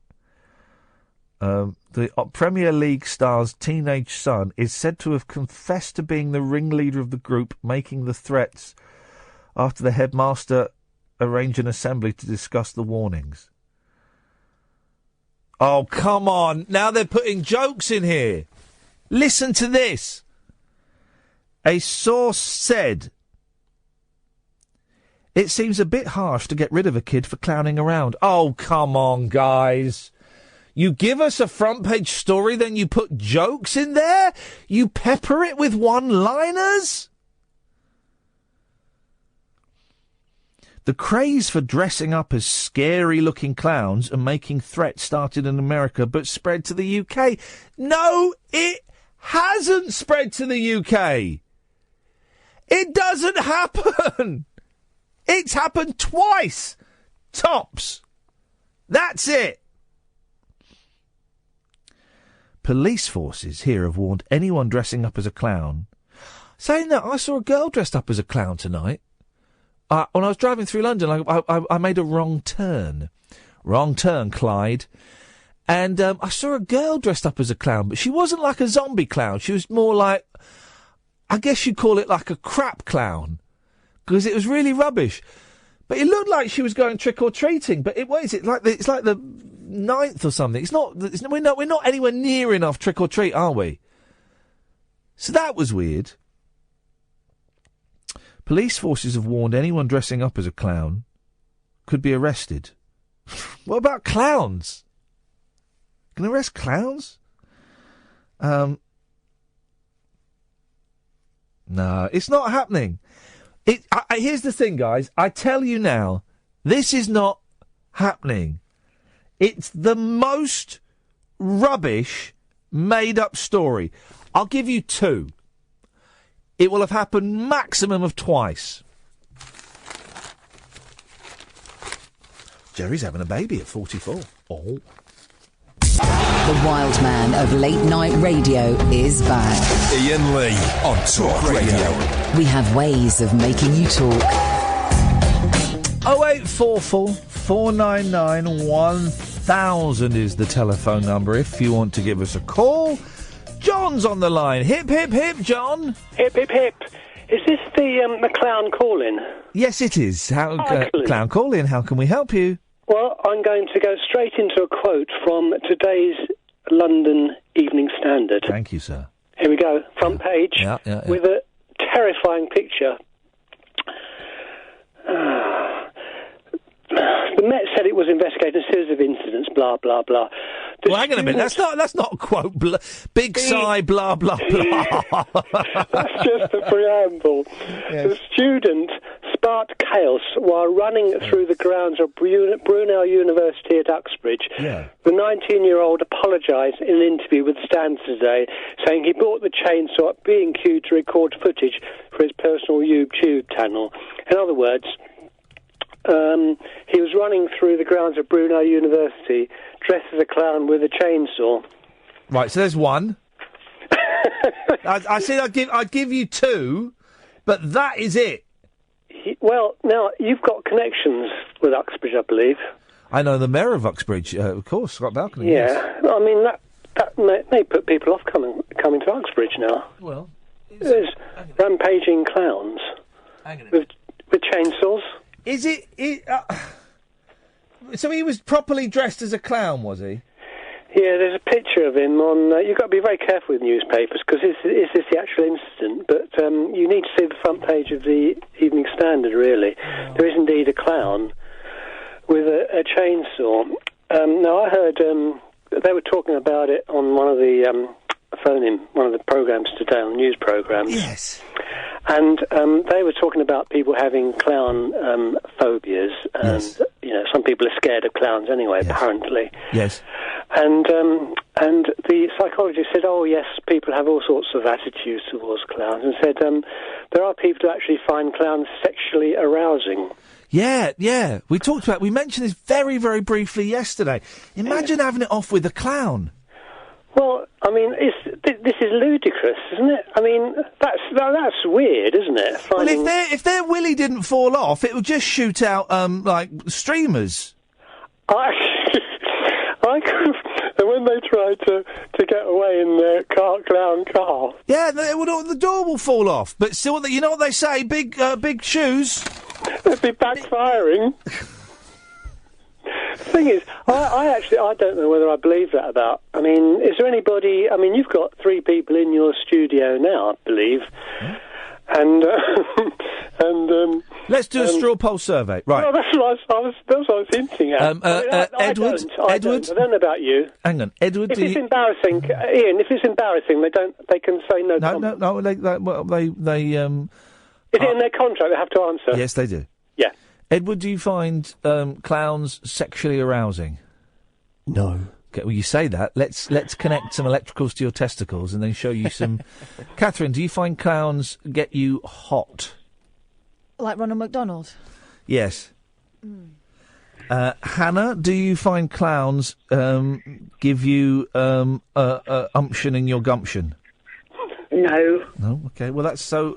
And I even just talking about clowns has given me a semi. So it's 50-50 here, John. No, they all said no, didn't they? Well, Catherine had that glassy look in her eye, and we won't hear from her for another 10 minutes. So I don't know what that means. When I said, "Is this the clown phoning?" you showed great restraint because I would normally expect you to say, "Well, you've rung, John." Here's a line. Here's a line. Do clowns give you the horn? Honk, honk. Call me now. Give you the horn. Oh, hang on, I've got something else for you, Ian. How's that? It's not very good tambourine playing. Really? Yeah, it was terrible tambourine playing. Well, I mean, you know, I can't... You can't just shake it like a lunatic. Where's the skill? Where's the subtlety? Where's the artistry? I think Mick Jagger used to bang a tambourine, didn't he? I can't get no... And I think I've seen Ringo with a tambourine in his hand. When? And what about... When have you... Hang on. When have you ever seen Ringo with a tambourine in his hand? Once. Once. I'll have to research it. Yeah, and I know what video he plays a tambourine with his hand in it. And there's only one. There's only one video with Ringo on the old tambo. Yeah. It's a slow one. And I think, didn't the bloke from Manfred Mann, the first singer... Bum. This is the tempo of the song. Bum. Didn't he play tambourines? Bum. Here we go. Here's the thing. Right, John, this is a competition for Beatles fans. Can you guess what Beatles song... Cass got it. Can you guess what Beatles song I am playing? Everyone be quiet. Bum. Bum. Bum. Bum.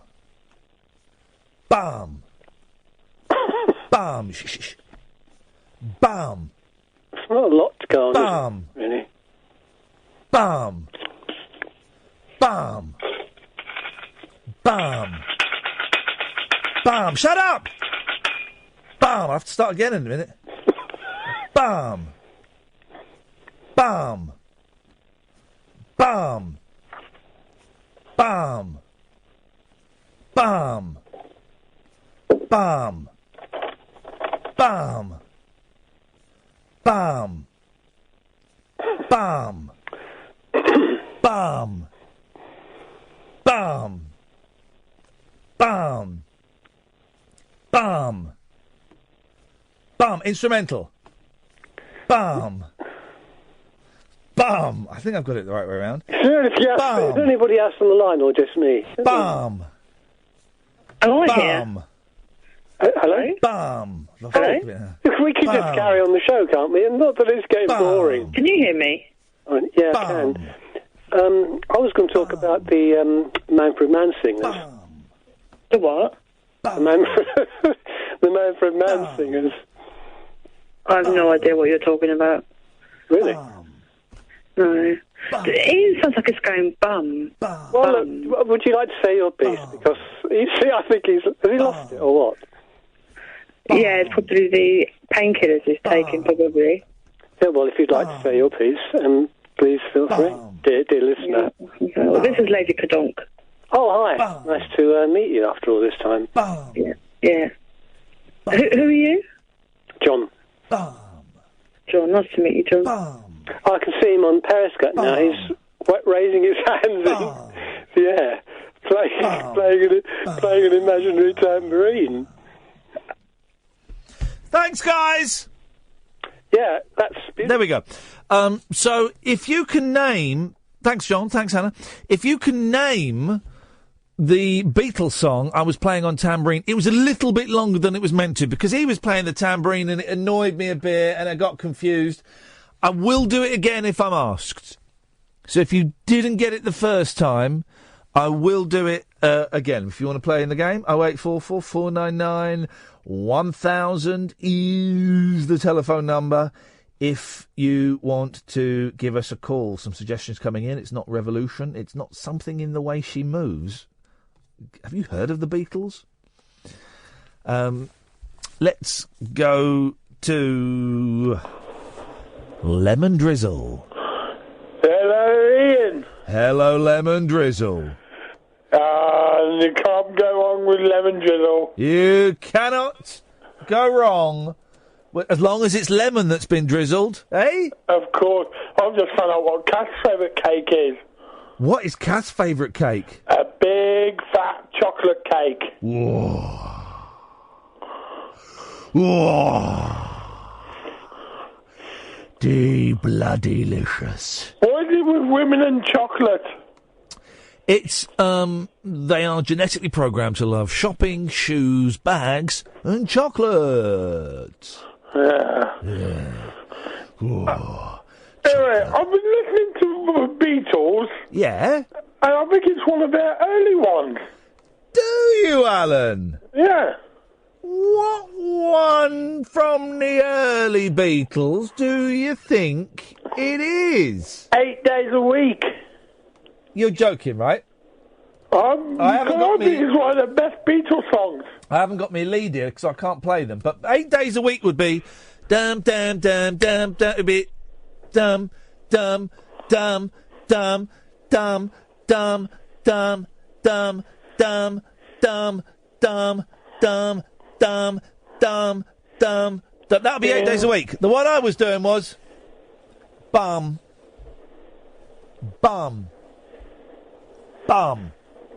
It can't be paperback writer. No, paperback writer would be bum.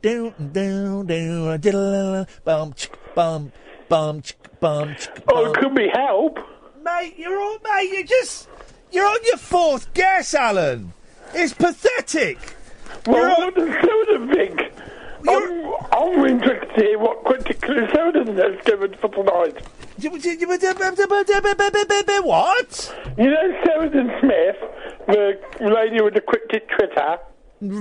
Sheridan Smith has done what on Twitter? No, the lady, Sheridan, who always gives a Twitter saying, who is Alan Caddick, what is Alan Caddick and all that. I'm interested to see what she comes up with tonight. Well, she's not come up with anything. Maybe she has all of the answers that she requires. But she didn't have the what if. How do we know that Sheridan is a woman? It sounds like a woman's name, Sheridan. It's unisex. Oh, what, like Zoe? Sheridan Smith, Sheridan Morley. Here we go. We're going to play unisex poker, right? So I'm going to say a name that is male or female. I'm going to give you two famous examples. Then it's your turn, right? So. Okay. I'll let you go first, Alan. You can have Sheridan Smith, Sheridan Morley. Go on, you give me them. Okay, Sheridan Smith, and we've got Great Radio 2 DJ Sheridan Morley. Okay, Joe Brown and Joe Brand. Yeah, I can think of another one. From Priscilla White. Priscilla White? Where are you going to go with this? So we're looking for a man called Priscilla. He was a character in Priscilla, Queen of the Desert. Thanks. I mean, yes. Oh, jeez. Kath, come in. It's a good game. Good game. We've got this now. We're going to have a quick game of this. We're going to play this. If you want to play, dear listener, 0844 499 1000. Here comes the woman. And every game has to start with Sheridan Smith, Sheridan Morley. You go first. Okay. Sheridan Smith, Sheridan Morley. Okay. Priscilla. That was a bus. You don't count. A transsexual bus, though. Mm. Okay. I've got one. I'm good. Well, let's hear it. Shirley Temple, Shirley Crabtree. Oh. There we go, you see. Okay, Big Daddy. Yeah. Billie Jean King. Billy Fury. Yeah, I'll let you have that. Well, of course you will. It's right. Well. Okay. Don't act like you're doing me a favour. 0844 499 1000 if you want to play the game that's sweeping the nation. Are we allowed to have the same name again? Oh, okay. Oh, no, are we? I'm asking. I only want go to set the ground rules. Go on. All right. I've got a really good one. It doesn't matter, mate. It's my turn, and I'm wait for I'm mine. thinking. Oh, Nicky Campbell, Nicky Chapman. Okay. Ooh, yeah. Get a load of them potatoes. Want more potatoes with your supper? Because I just delivered a whole heap of potatoes there. I see your potatoes, and I give you 2 plums. Can you see my plums? No. Okay. Bobby Ball. Yep. Bobby Gentry. Oh, yeah. Okay. I give you... I tell you what, in a hand, you can't do the same name twice. Okay, so another one already. Oh, it's fine, it's fine. Come on. Okay, I'm going to...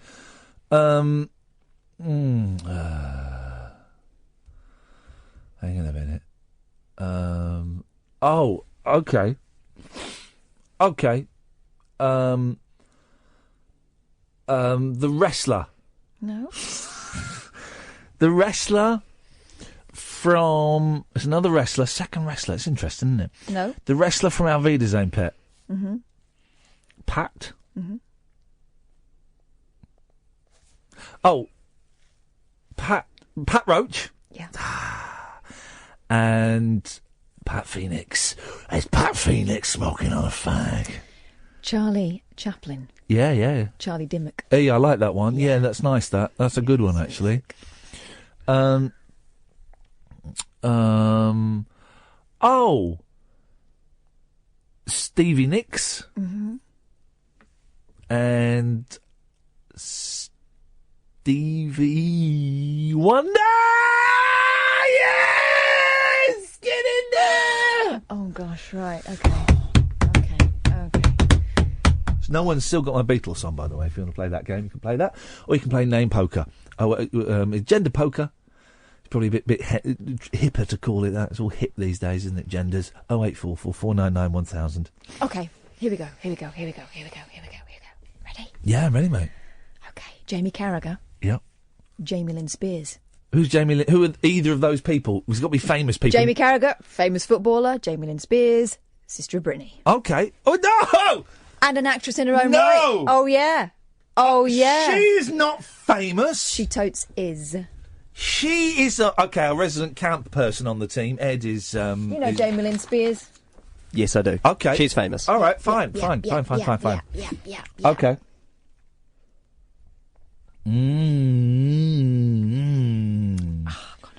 Yeah, so I've got loads. I'm just picking the best one. Let's bring Nick into the conversation. Good evening, Nick. Good evening, Ian. What would you like to contribute? I just want to answer your Beatles tambourine question. Please do. The song. Yep. Do you want a quick reminder? Taxman. Oh. You think it's Taxman? Taxman is 1, 2, 3, 4, 1, 2, ba, ba, ba. And I was going, bum, bum, bum. So you're wrong, Nick, but thanks for playing. Do you want to play name, gender, poker? No. Thanks for calling. He was right to be upset because he was humiliated. He had his pants pulled down around the old ankles and was giving us spankles. Oh, gosh, look at the time. Well, carry on playing this. If you want to take part, dear listener, you're more than welcome to. This is the next hour sewn up rather neatly. We're playing name, gender, poker. 0844 499 1000. This is Talk Radio. Across the UK, online and on DAB. Talk Radio. We have ways of making you talk. Talk Radio. Name, gender, poker. What tambourine was I singing? What song was I singing the tambourine part to? And anything else you want to call in about 0844 499 1000. I'm Iain Lee. This is Talk Radio. From the Sky News Centre at midnight, the Foreign Secretary is encouraging people to protest outside the Russian embassy in London over the country's role in the Syrian conflict. Speaking at an emergency debate in the Commons, Boris Johnson blamed Moscow for attacks on hospitals and aid convoys in Aleppo. He says Russia's actions could make it an international outcast. If Russia continues in its current path, then I believe that great country is in danger of becoming a pariah nation. And if President Putin's strategy is to restore the greatness and the glory of Russia, then I believe he risks seeing his ambition turn to ashes. Late night, Iain Lee on Talk Radio. We have ways of making you talk. Bless you. But thanks. Hang on a minute. Boris Johnson. What is his job? The Foreign Minister. Secretary, right? He wants us to go and do his dirty work and protest outside the Russian embassy. We might get shot. Why doesn't he either A, go and negotiate with Russia, B, impose some sanctions? Well, see, why doesn't he go and protest? He wants me to go and protest. What if he uses the water cannon on me? He might use his water cannon on me. I don't want to be hosed down by Boris Johnson. Is it a trick? I don't think his work, do they? Is it a trick that we go and protest outside Russia, the embassy, and then he gets the water? Boris, have I got this right? Did I hear that correctly? Boris flipping Johnson, the man who pretty much single-handedly has buggered up this country, wants me to go and protest outside the Russian embassy? Is he nuts? What an absolute melt! He is like the kid in the playground who goes to you and says, go and kick the bully, go on, I'll stand over here. And then when the bully comes out and guns you down with missiles or nerve gas, you turn around, you go to Boris, you said you'd help. Boris has gone, not me. Sorry, what? No, I've been over here. What's going on? Oh, no. Boris Johnson wants us to go and do a Here's what I want you to do, guys. I want you to go outside Boris Johnson's office and do a dirty protest. Sanctioned by Iain Lee and Talk Radio, and it's endorsed by News Corp. And Putin will love it. Putin, go get a tin. This is it. Thank you, Catherine. Thank you for the reminder. No. Get a tin.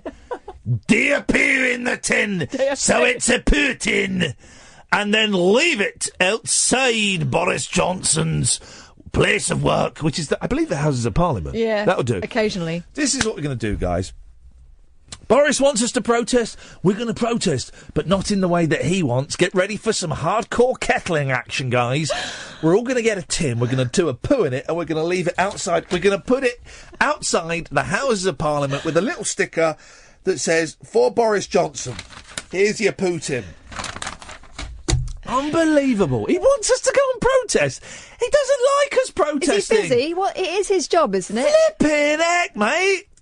What are you going to do while we're doing that? You're going to go off and build another garden bridge somewhere that costs 20 million quid a month? Unbelievable. You're going to go off and and have another baby somewhere? Unbelievable. He wants us to... I can't believe the cheek of the man. So... He thinks we're all his fags. We're all his fags. Go off and... fags. Go and do a protest for me outside the Russian embassy. There's go fags. And then when you come back, I want you to warm the toilet seat for me. So, you're up for it, right? I'm totally up for it. It sounds awesome. Yeah. Yes. Yep. 0844 499 1000 is the telephone number. Whose go is it? Can we clip that? Matthew, can you clip that little rant up, please, and send it? And we're going to put that. That's going to go viral. That's how James O'Brien clipped there, Matthew. So if you clip that and send it to me, he's excellent, Matthew Stevenson. And we're going to put that. Can we get that on the page here? We can do that. We have the technology. Get that. Get it up as a SoundCloud. Come on, guys. Let's really work this. Yeah. What was the waving of the hand? That was an indicator of maybe. Where's the maybe? Do it. Make it so. I think it's because of the fecal matter content. Oh, it doesn't matter. Fine. It'd be fine. Make sure you wear gloves. So, we are playing what are we playing? Name, gender, poker. That's correct. Chris has called in. Chris, I believe you've called in to play. I have, and I've got you another tambourinist. Hey, beautiful. Bring them all in. Well, Robert Plant? No. Yes. No. What do you mean, no? No. Well, he did. Robert Plant, he's a singer.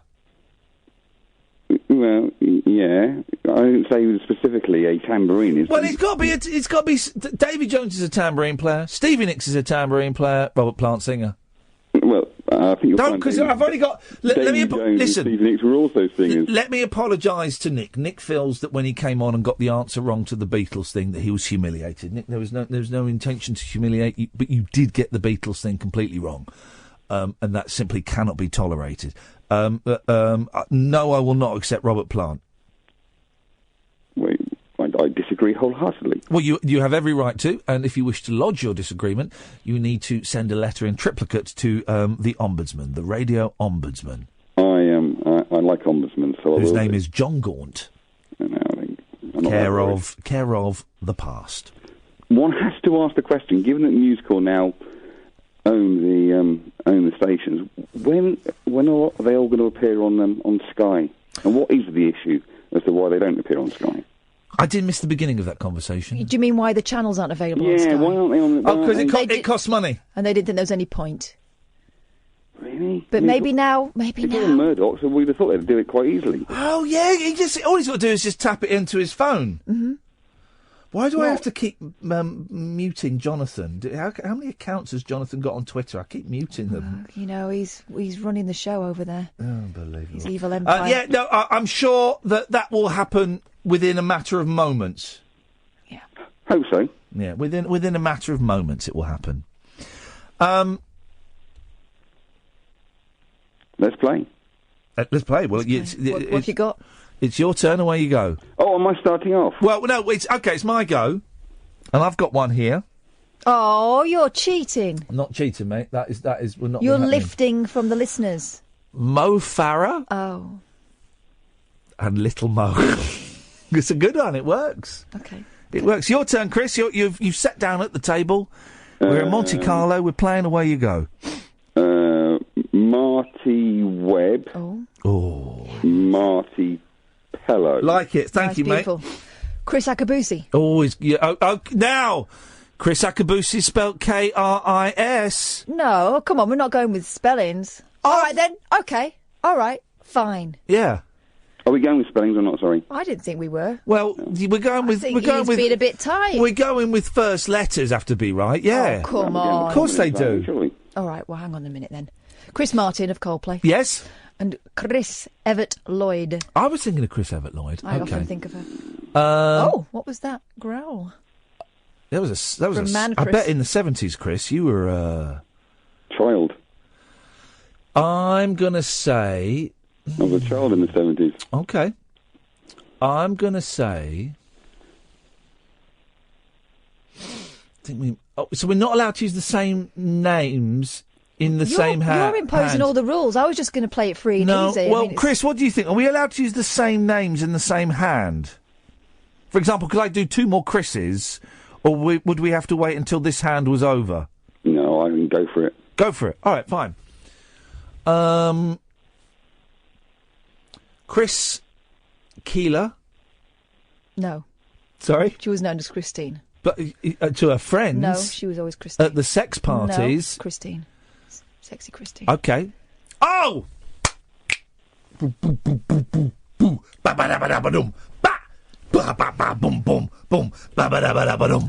also, This is another Beatles classic that no one's heard of. Mel Goodroich and Mel Smith. Okay. Thank you. Chris, your turn. You're back in the game, big fella. Come on, Chris. I'll go Mel Gibson, Mel C or B. You choose. Oh. You choose. You have to choose, Chris. Mel B. Okay. Chris Akabusi. Yeah, it's good to be spelled. Chris Jenner. Who's that? The mother of the Kardashians. Chew on that's that. not the one that's With not a the one K. that's With a K. who's the one that is No, that's trans. Caitlin, who's transitioned. Okay, because if you get, by the way, if you get someone who's transitioned, that's double points. Controversial. Controversial. I know, we're playing by the Oslo rules here. Oh. Okay. Did you say Mel B or Mel C? I think I said B. Okay, Mel C. Oh, go on. Melvin Bragg. No. What? Because he's Melvin. He's Mel to his mates. No, he's not. All right. He's Lord Bragg to his mates. Lord to his mates. Woo! I'm getting bored of this stupid game. Do you want me to help you? Nope, I don't want you to help me. Oh.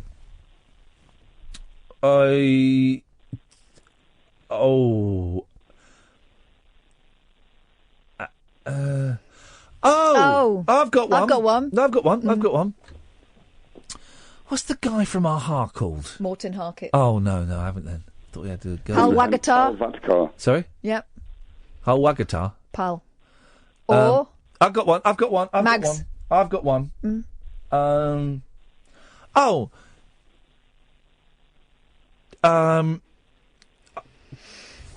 God. I'm out. I've got one. I'm out. It's Chris's turn. It's Chris versus Kath. Keep it brief, because I'm getting a bit bored of this stupid game. Francis Wilson and Francis Raphael. Ooh, who? Francis Wilson. The weatherman. Spelt with an I? Francis Raphael. Spelt with an Doesn't E. have to be spelt the same. Oh, you said they did. Yeah. Who's Francis Raphael? She played the original Eponine in Les Mis. And she also did Eurovision. All right, guys. One of my We're favourites. losing the audience a little bit here, guys. Andy McDowell. Andy Peters. Yeah. Go on, Chris. Let me get some backing music on, it's got to be a carol here somewhere. I've got one. Spears. Yeah. Yes. Billy Bragg. Whoop! I'm playing the activator. That means I'm allowed back in. You reckon? Carol McGiffin. Carol Spinney. Who's Carol Spinney? It's the man that plays Big Bird. Boom! Back in the room, Chris. You can only play the activator once, and I've played my activator. That means neither of you can play the activator now. It's gone. It can only be used once, and I've used it. The activator has gone. It is finito. Catherine, it's your turn. I've been reactivated. Will you be deactivated? 0844 499 1000. Alex. Look at you. Two Alexes. Clutching at straws. You've got 5 seconds. No, I can't 4, think of any. No, 3, I'm out. 2, 1. She's out. Chris, your turn. Me and you. You can play. You've got one activator left, Catherine. Danny Bear. Yeah. Danny Wilson. Okay. Alex Krotowski. She was famous. She did bits. So go to Geeky Blokes will know her. And Alex Kidd from Miracle World. I've got. You got. I want to reactivate. Hit the activator. Jesus, we're getting paid for this rubbish. Sid James. Sid Charisse. Someone suggested on Periscope Peter Sutcliffe and Peter Stringfellow. It doesn't work like that. Completely Marilyn Manson, Marilyn Monroe. Beautiful. Yes. Alice Cooper. And you think of a woman called Alice. No, you. Alice in Chains. Alice Beer. Thank you. Yeah, exactly. Okay, you can have that. I've got it. Okay. Terry Hatcher. Terry Thomas. Yep. Chris is out. Bye, Chris. Danny Minogue. 5, 4, 3, 2, Danny Baker. Whoa! Exciting times. Chris. Chris Christopherson and Chris Akabusi. You can't have Chris Akabusi. He's been used up. Are you still there, Chris? I am. Oh, because phone box has collapsed on me. I don't know what's happened there. The computer system has died. Hang on a minute. Let me go. Let's boot that. Right. Oh, I don't care. It's a stupid game. Yeah, ridiculous. Chris, I think you're the champion. come on, yeah. I think it has to be said that you are... And also, because he's a Chris, you can get a lady Chris. You're a double champ. Yeah. And also, I'm going to be honest, you're probably more successful in life than we are. Yeah. I'm back in the game. Reactivator, Sam Fox, Sam Davis Jr. Oh, no, he's Sammy. Sammy Fox. No. Sammy. No. Sam Fox. Yeah. Sam. And Sam the Sham. It was a 60s singer. No. Yeah, it was Sam the Sham, and yeah. Hang on a minute. Who's this? Who's this attractive young lady who's coming up to the table here in Monte Carlo? Oh, she smells a bit of dead people. It's a Bieber. Hey! I've got one for you. I've got a bit of a cold, excuse me. Kim Jong-il... Turn your phone, turn your radio off. This is going to be the best one. Turn your radio off. We want to hear this. Here we go. Try it again. I'll take you off no. Hold on, audio. This is going to be the best one. Okay, Kim Jong-il, Kim Young. Who's Kim Young? No. Is it not? Needs to be a woman. Singer from the 80s. Kim Wilde. Kim Wilde. I flipping heck, Bieber. I've not spoken to you for 6 months. And the first phone call you make is an unmitigated disaster. That's pretty good, I thought. Well, if you'd have got the name right... Well, come on, it's good. All right, I'll have Kim Jong-il. You can't have it. I've just given it. You had Kim Jong-un. Oh! I'll have Kim Jong-il and Kim from Mel and Kim. Kim Appleby. Kim Appleby. Don't matter. Habiba, your turn. Okay, you can skip me Joe, is it Santana? Santana? Santana. No. I'm not very good. Santana? You're going to say Santana? He's called Carlos. Oh, okay. No, but hang on a second. Let's go in that world. So what? Santana's your man, right? That's the first name of your man. What woman is there? Santana. Whose name is Saint Anne. Joe was supposed to be the first name. Joe Santana? I didn't know his name was Carlos. Joe Santana? Joe.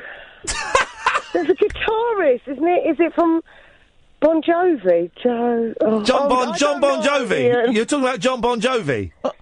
Maybe. Yeah, his name's John, not Joe. I need honey. Thanks very much indeed. Thank you, Chris. Thank you, Habiba. Unbelievable. 0844 499 1000 Talk Radio. Uncut after-hours conversation for the up all-night generation. Late night Iain Lee on Talk Radio. We have ways of making you talk. 0844 499 1000 is the phone number. Talk Radio. We call you back. Don't forget, guys, you can get a daily best-of podcast by... Well, iTunes is the only one I know how to work. I don't know how to work the other podcast machines. But if you go to iTunes and type in Iain Lee and Talk Radio, it comes up. I think what I'm going to... Remind me tomorrow at the top of the show, we're going to put this in the podcast for tomorrow's podcast. Or days after. Day after. We're going to encourage everybody at a certain point to unsubscribe and then resubscribe, because it will just get us back up the chart. Will it make a difference? Where are we now? Oh, we're like... Is it pony? We sort of float around between 50 and 75 now. And it's purely for the ego, guys. But we'll do it sort of at the top of the show when we have the most listeners. We should do it every Friday. Yeah, do. I'm happy. I'm up for that. Right, what guests we got? Tomorrow we got Mark Mason. Oh, and I meant to have his book. I normally have the book on display. This is the book he's coming in to plug. Male Obsession, the paperback version. Paperback version. It's a cracking read. He's coming in tomorrow, and he is. Let me give you. I'm going to. Thing is, I read it, and I can't remember any of the bits of trivia. It's packed full of trivia, right? And it's stuff that if I were... Because I've got serious damage to my brain after years of abuse, I can't hold on to anything, right? So I can't remember... I was reading it thinking, I'll say that on the radio. Oh, Kath would like that. I can't think of anything. But in this book, he visits all 127 postcodes and gets a bit of trivia from each one. Yeah. Here's the one from Tonbridge, TN. A German spy who landed on the beach near Dungeness during the Second World War gave himself away by walking into a pub at 9:30 in the morning and asking for a pint of champagne cider. You absolute plonker. You absolute plonker. Let me find another one. I don't want to give them all away.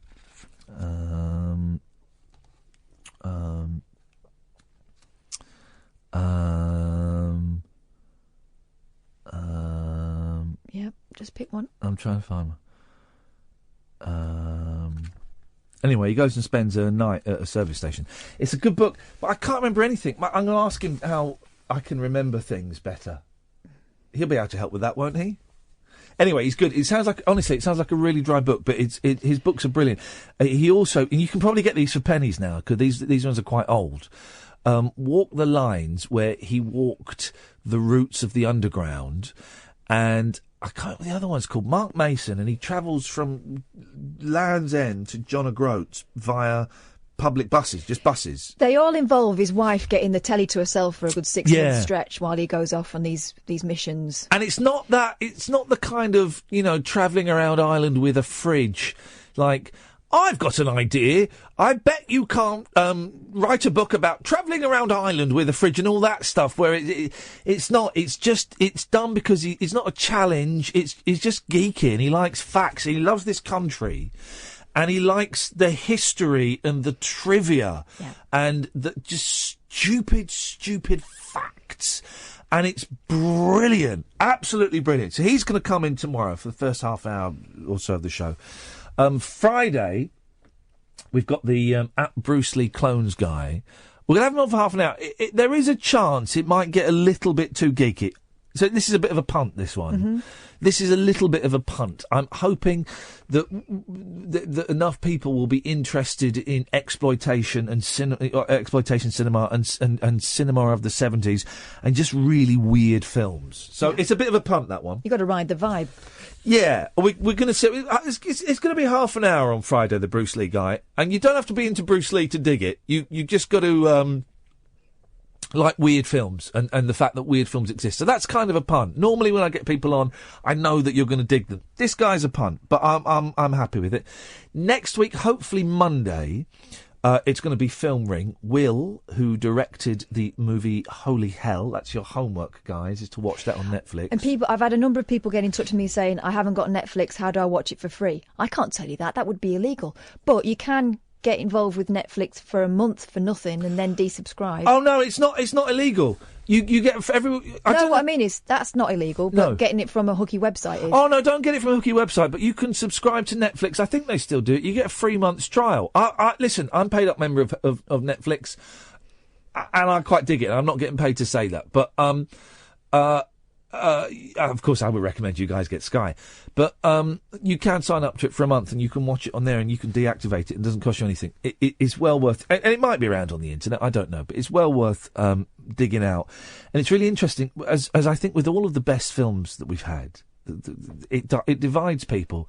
Some people love it. Some people are really moved and touched by it. Some people think everyone that is in it is a sap. Some people hated the film and thought it was boring. Brilliant. Will, who directed the film and stars in it, is coming on. He sent me the most delightful email. What a charming man. His mum would be proud that he sends out, communications like that. I've asked him if he's free on Monday. So we're going to aim for Monday. If not Monday, it'll be maybe Tuesday of next week, something like that. One of my Twitter mates, Daddy Bear Cub, flashed up something about Holy Hell. He said, I gave Holy Hell a watch. Goodness me, what a bumpy ride. And that's a really good way of explaining it, because it starts out as one thing and turns into something completely different. I wouldn't say enjoyed it, but I found it a really interesting watch. Yeah, and it's, and we will talk about it next week as though you have seen it. Guys, that's the joy of doing this, and this is why I think Film Ring is such a nice thing, is that we can talk openly about the film as though you've seen it. And I think the guests always find that a little bit weird, that we're kind of talking about the ending and the spoilers and stuff. But as I said to Will in the email, I've encouraged everyone to listen to it. And also, we had a couple of people say, I don't want to watch the film, so I don't listen when they do that bit. Well, I think you're missing out on just a really interesting chat. Yeah. Anyway, you don't need to have seen it. No, you don't. The people that we've got every time, Jarrett and Matthew from Kung Fu Elliot, the three people whose names escape me from Who Took Johnny. The Charlie Parker from the Imposter. I mean, just brilliant storytellers. So I'm really conscious that the guest we get on is an intrinsic part of the story. And in this case, Will is the central character. Will is the story, you know, and that you could listen to it and enjoy it as an interview. You know, if you've not seen the film, I think it's a really interesting interview anyway, and his story, and I really want to ask him about that scene at the end on the beach, where I've had loads of people going, well, he bottled it, and you watch the last scene, I won't say too much, but you can feel the fear. Oh, it's that last scene I thought was horrible. Yeah. Horrible. I don't think he bottled it. I think it shows the power of the relationship. Oh, no, exactly. Anyway, you've got another week or so to watch that, and I thoroughly recommend it, and I really appreciate all of you that watch it, even though, you know, watch these films, even though you might not dig the films, you know, that's fine. And it's fine to phone up and say, well, I didn't enjoy it. I thought the bloke was an idiot. That's fine. That's valid. What would be really nice this time is I've had loads, but last time no one phoned in, and that's fine. And that's absolutely fine. And I had loads of people saying, I didn't want to phone in because I was enjoying the conversation. If that's the way you want it to go, guys, that is groovy. But I personally would love it if you phoned in. And people were saying, I didn't want to interrupt your conversation, and I didn't want to ask them a stupid question. There is no stupid question. You know, if you want to ask them, well, why didn't you do this? Why did you do that? How did you make that bit? That bit looked a bit fake. You can say all of that stuff. These people have made films that they're really proud of, often films that don't get the sort of attention that they deserved, and they are full of it when they hear that you've watched it and when you've got something from it, whether it's a negative or positive thing. They want to hear your feedback. They've all been films. I mean, with Who Took Johnny, they pounced on me when I mentioned it on Twitter because they couldn't get anyone to see it. Or discuss it. No, exactly. But it took them so long to get it on Netflix, they couldn't get it into film festivals and no one would talk about it. So they saw my tweet and they're like, well, come and talk about it. And I'm really glad that they said that because I was unsure as to whether to go with it or not. And I'm glad they did. And you've got to remember, these films, you know, they're made in America. They're not going to have been seen by huge audiences.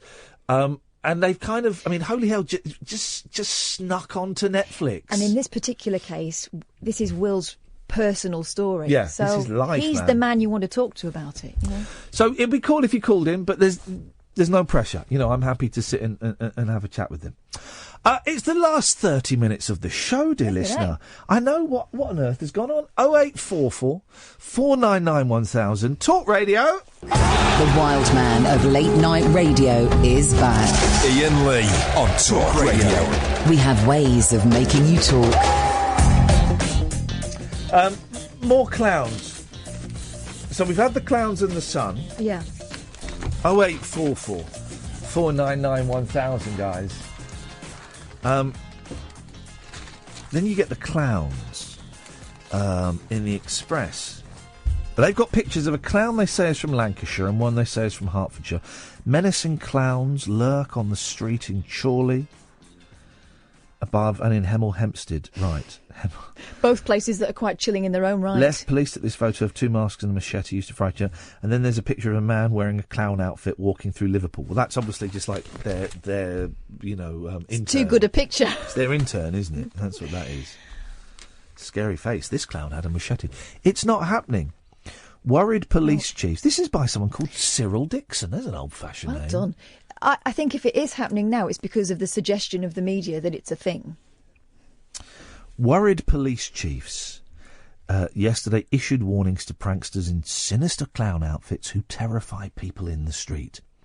Hundreds of victims of the bizarre craze have reported white-faced figures, some armed with knives, leaping out of them. Well, why haven't we seen... Where's the video footage of it? Where There was one. With the guy with the machete, with the chainsaw. That was CCTV. One. Well, one. It's one. Should be loads of it. One police force, a total of 18 frightened callers. In one incident, we need some appropriate Yeah, we do. music. We need that I music. don't know where my music is. Here it is. Going to play. What's going on there? Oh, hang on. Why is it playing... That works, that mashup. Here we go. Play. Oh, no, it's guns. There we go. Right. In one incident, a clown tried to get into a woman's car before chasing her. Shanice Price, 22, of Bloxwich, West Midlands, said, "He followed me into a pub. He pointed and gestured that he would slit my throat. Stared at me for 5 minutes and then he left." Huh? Born in South Africa. Yeah, she travelled there. In another case, a woman in Whitwick. Now, both of these have got W's in that I'm not saying. It says Bloxwich. I'm assuming it's Bloxwich. Dunno. And it says Whitwick, but I'm assuming it's Whitwick. Leicestershire gave... You're right. Emotional one. God, blimey. Listen to this sentence. This is a sentence and a half. In another case, a woman in Whitwick, Leicestershire, gave birth prematurely after a 17-year-old clown leapt out at her. Oh, blimey. Flippin' heck. Chief Superintendent Andy Boyd of Thames Valley Police, said the force hit by 14 calls said, "We do not want to stop people enjoying themselves, but we want them to think about how bloody stupid they're being."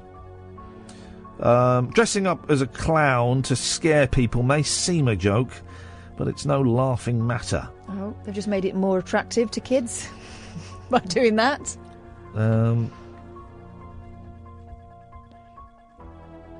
Nah, it's rubbish. It's all rubbish. It's not happening. I don't buy it for a second. Well, if it is, it's because it's been encouraged by this now. Are we making it worse? Yeah. But I think the papers have started it. Creepy fad inspired by horror novel. Top American novelist Stephen King. He still, turns out about 3 books a year. I bet they're rubbish. I used to like Stephen King when I was about 15. Used to love him. Except for the ending. He could never write a decent ending. The last 20 pages... I remember reading The Tommyknockers. I think this is the one where there's a spaceship buried underground. And Spoiler alert. Aye. It's brilliant, right? And then at the end, if I remember correctly, and then they were digging, and then the spaceship just flew away. Sorry? The Stand is a masterpiece, apart from the last 20 minutes, and then everything was fine, and that was that. What? You know, he hated Stanley Kubrick's movie of The Shining. He hated it. Why? Because Kubrick changed the story. Right. And I can't remember, it's a long time since I've read The Shining, but Kubrick messed around with it. So about 15 years ago, for cable TV, Stephen King remade The Shining, and it's called Stephen King's The Shining. And it's rubbish. Right, so there was a reason why Kubrick did what he did, clearly. Yeah. Although I don't think the film's very good. It looks good. It's not scary. Oh, it is. Wait, what bit? The only bit that's scary... The slow descent into madness. I mean, the only bit is when the fish-eyed woman... Olive oil. Yeah. She finds the bits of paper that say, "All work and no play make Jack a dull boy." That bit was red rum. There's a man in my mouth. No. The scary twins. No. Yeah. No, it's not scary, though. It's just silly. I'm trying to think of a... I'll tell you what I enjoyed. Go on. 4 Extra the other night. They were reading a book out loud. What? They do that a lot. That's what they were doing. Reading a book out loud, right. Go. But I didn't know this was a book. Duel. What? The lorry book? Boring. It was a book before it was a film, and someone was reading... And then the lorry went up a bit farther, up his jacksie, and then he drove a bit faster, and then he nearly fell off the side. This is why I enjoy listening to it, because it was a real... Imagine, if I was an English teacher, I'd be a cool English teacher, right? And I'd be teaching in a university, so it would not be inappropriate for the women... Still frowned upon. Oh, I wouldn't do anything, but the women and the gay men and the bisexual men... And the men who were unsure what they were would all fancy me, and I wouldn't act on it. Of course I wouldn't act on it. That would be completely inappropriate. But what I'm saying is it's not a school, so it's all right for me to brag about it. Right. Okay? If it's a school, you have to you're on Trump territory there about bragging about... We had this lecturer when I was doing French in Nottingham who was hot, and I have no idea why, because he was a very unusual kind of person. And that's what all the girls fancied him. That's what I'd be. All of them. Well... And he was bald with glasses, not the usual, but he was just so charming and funny and clever, and we all thought he was amazing. Maybe he had invested in, as I did in the 90s, at the back... Potion. No. Well, kind of. At the back of magazines that would advertise pheromones. And I invested in some of this. Did you? Yeah, of course I did. We conducted sex experiments. Bit creepy, mate. Well, you say that. Are you still using them? There was a funny smell. I sprayed on one chair in this studio this evening. Yeah. I've left a deposit.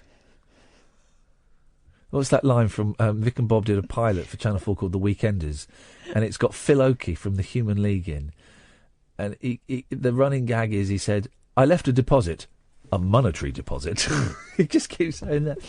But so no, I've left a deposit, not monetary, on one of these seats. I don't think you're the only one. No. Well, Paul Ross. Now, you took that... You used the travel agent. He'll never found out he's blocked me, and I know why now. Why has he blocked you? Don't know. Do you know why? No, I haven't done anything. But maybe he knows I've got intent. Oh, okay. Well, that's what it's all about, isn't it? Intent. So no. So where did you buy which magazine? I think it was Viz.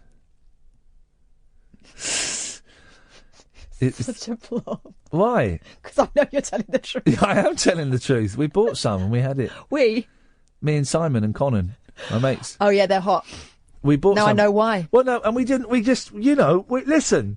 I wasn't at college. Not a lot was happening for me. Right, I had to every 3 very dry years, and I had to do everything possible within the laws of sex.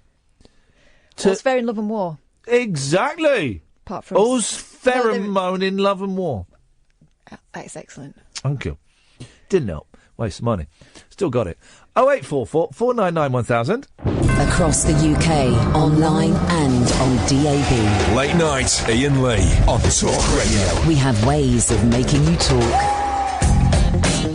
I'll be honest, we got 15 minutes of the show. We got 13 minutes of the show. Putting your shoes on. I have, because it took me ages to get them on. Well, you know what you need, shoehorn. Oh, my back. Oh, I need, like a little servant boy or something.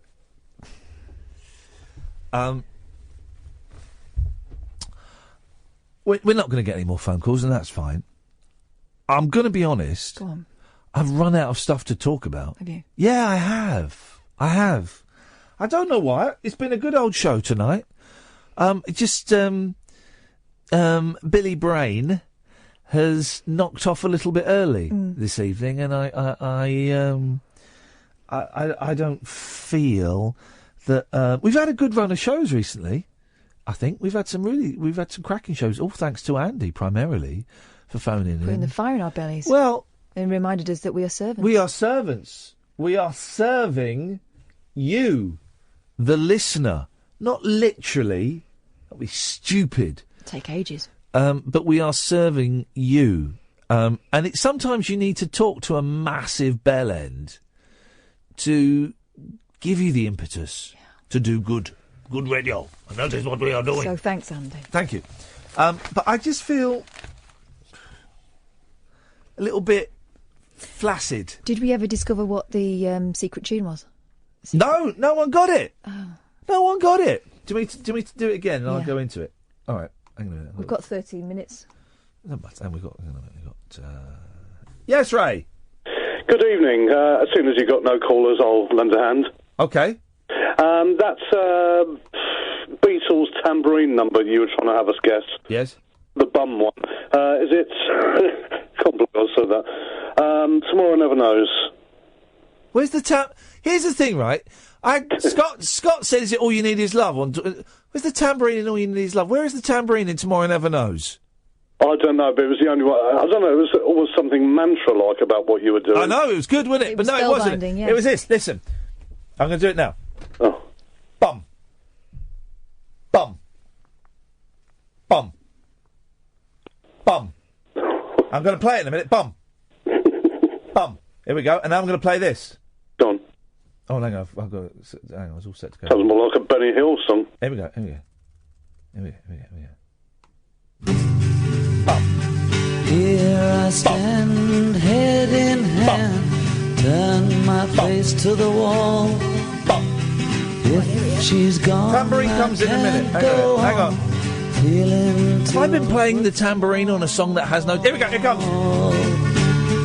Everywhere people stare, each and every day. I can see them laugh at me, and I hear them say, hey, you've got to hide your love away. Hey, you've got to hide your love away. How can I even try? See, so I was spot on. And if you get the audio, and someone can do this, if there's people out there cleverer than me, if you get the audio of me doing the bums earlier on... Up your bum hole. Oh. Sorry about that. How could she say to me? And drop it like tracing paper, musical tracing paper over this, it fits perfectly. I'm Like a a human... rubber glove.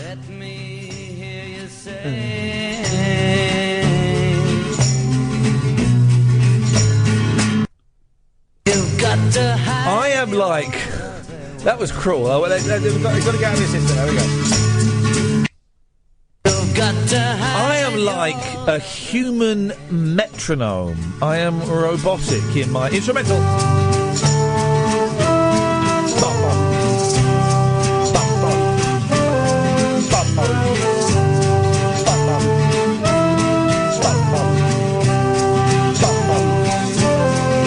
Up your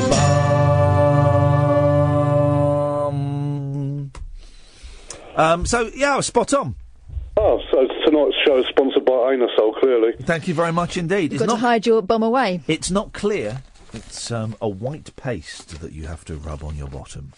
And I have no embarrassment walking into a chemist and saying, I want some... It's pronounced Anusol. Well, these days, you walk in and they say, the usual, Mr. Lee. Pass you a vat. No, what they say is the usual Mr. Bacon. I say, call me Richard. Call me Richard, please. And your soul, indeed. I never forget reading in it was like Heat magazine or the Spotted. Chris Moyles buying Preparation H in Boots in Oxford Street. It's clearly a stitch up, isn't it? And I thought, poor bugger. Maybe that's why. But I thought that is, I am never going to feel the shame of letting people know I've got knobbies. And I'm going to go... Otherwise, people die of this. They don't technically die of it, but it can be really itchy. And I don't think that people should suffer in silence anymore. Well, I wish you So would. I'm happy to be the face of ruptured bum holes. We should be sponsored by them. Why not? Why not? I'm there. Nick's on the line. How's your backside, Nick? How's your rosebud? Very sore. Why? What's happened, mate? Don't tell us. I'm gutted. It's so obvious now that it was Hide Your Love Away. I can't believe it. Did you not get it? No, not from your. It was. The thing is, right? I can't believe a couple of people got it on Twitter, but it seemed to me so obvious. A, I think it's the only Beatles song that has tambourine going all the way through it, and B, it was so. Well, it was obvious. Well, now it is. Yeah. Yeah. Now the end is near. Never mind. I wouldn't be hard on yourself, Nick. It's easily done. Are you a Beatles fan, Nick? Massive Beatles fan, yeah. In that case, I'd be very hard on yourself, mate. Yeah, I'm being. Don't worry. Yeah. Favourite? Here we go. Let's do it. Favourite Beatles album? Sgt. Pepper. Oh, you're not a Beatles fan. You're a plastic muso. Oh, dear me. My son's called Lennon. Oh. What's his first name? That is his first name. That's a good name. It's a solid name, actually. What, was there any... Now, listen, because when it comes to naming children, both parents generally, and I don't know your situation, both parents generally get involved. Had I made any moves toward naming... In fact, I wanted to call one of my boys Arthur, after Arthur Lee. And also I wanted to call them George as well. I wanted Arthur and George, after Arthur Lee and George Harrison. They were both nixed immediately. How much work did it take for you, Nick, to persuade the mum of the child to go with Lennon? No work at all, really. Really? She didn't have the Beatles connection, but she liked the name, so... So what, you said, I think we should call him Lennon, and she went, that's a nice name. Yeah, OK. Where's it from? What, where's the name from? Well, no, I know where it's from, but did she ask you, did she not know John Lennon? Yeah, of course she did. Oh, yeah. she did know, OK. She just thought it was a nice name. Oh, OK. Liam Gallagher's boy's called Lennon, isn't Yeah, and hasn't he got boys called Gene and Ace as well, after Gene Simmons and Ace Frehley from Kiss. See, I don't like Sgt. Pepper, Nick. I'm not... I like a couple of the tunes on it. I like the Sgt. Pepper's Lonely Hearts Club Band reprise, but I prefer Revolver. Well, what about Day in the Life? It's quite good, that one. I don't like, For the Benefit of Mr. Kite, I don't like... No, there's a couple of novelty songs on the album. Yeah. But... Whereas I think Abbey Road and Revolver, every track on both of those songs are masterpieces. Yeah. Don't you like Rubber Soul? Yeah, Rubber Soul, I think, is the hors d'oeuvre to Revolver. You know, it's a nice little warm-up for Revolver. But for me, Revolver and Abbey Road are the peak of the Beatles' creative output. Nice and subtle. Abbey Road's nice and subtly done. It's got synthesizer on it, right? But not... You think, first Beatles album with, like, obvious synthesizer. I think it's the first Beatles album with synthesizer. I think it's the only Beatles album with synthesizer. Nice and subtly done. Not like that bloody awful Rolling Stones album with the electric piano on it. Oh, flipping it, Black and Blue. Oy. Don't get me started on Ruined. that. Nick, worst Beatles album, and this is a real test of what kind of man you are, Nick. Magical Mystery Tour. Thanks for calling, Nick. I'm afraid you're a good sport. Thank you, mate. But I'm afraid we cannot be friends. Probably Beatles for Sale, or Please Please Me. The first one or the third one, I would say. That's that sorted then. If McCartney's listening, he'll be upset. No, he won't, because I like some of his solo stuff. I like Memory Almost Full. That's an album from about 2004. You like Give My Regards to Broad Street?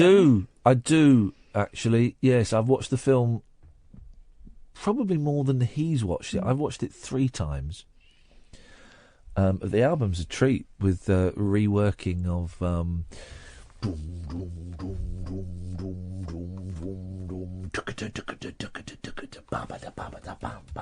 Good Day Sunshine. I wonder if it's on Good Day Sunshine. Broad Street. All the Beatles stuff gets taken off of YouTube. Yeah, he's canny. Here we go. Listen to this. This is 80s Beatles. If this keeps up, we won't be in London till Boxing Day. Here we go. 80s.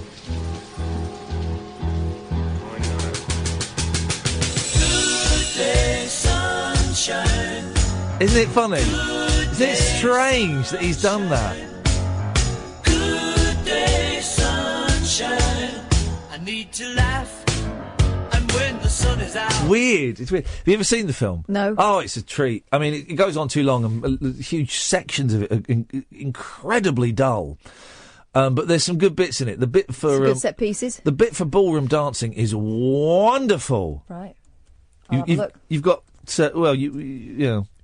What? You've only got a minute, so you can't watch the film now if that's what you're planning to do. Oh. Sorry, guys. But it's tedious. One afternoon, Catherine, I'll treat you. We'll sit down, we'll watch Paul McCartney. You're literally listening to the sounds. People packing up. People packing up. Time to go. Well, what have we learnt today? Not a lot. Well, you'll never be flummoxed by bum again. I can't believe more people do. I got it straight away. Well, that is true. But I have heard that solo before. I've got nothing to say for the last 35 seconds, Let's have so some thinking time, then. I'm not going to. Ed, whenever you're ready, you just kick it off, kick out the jams, mother funksters.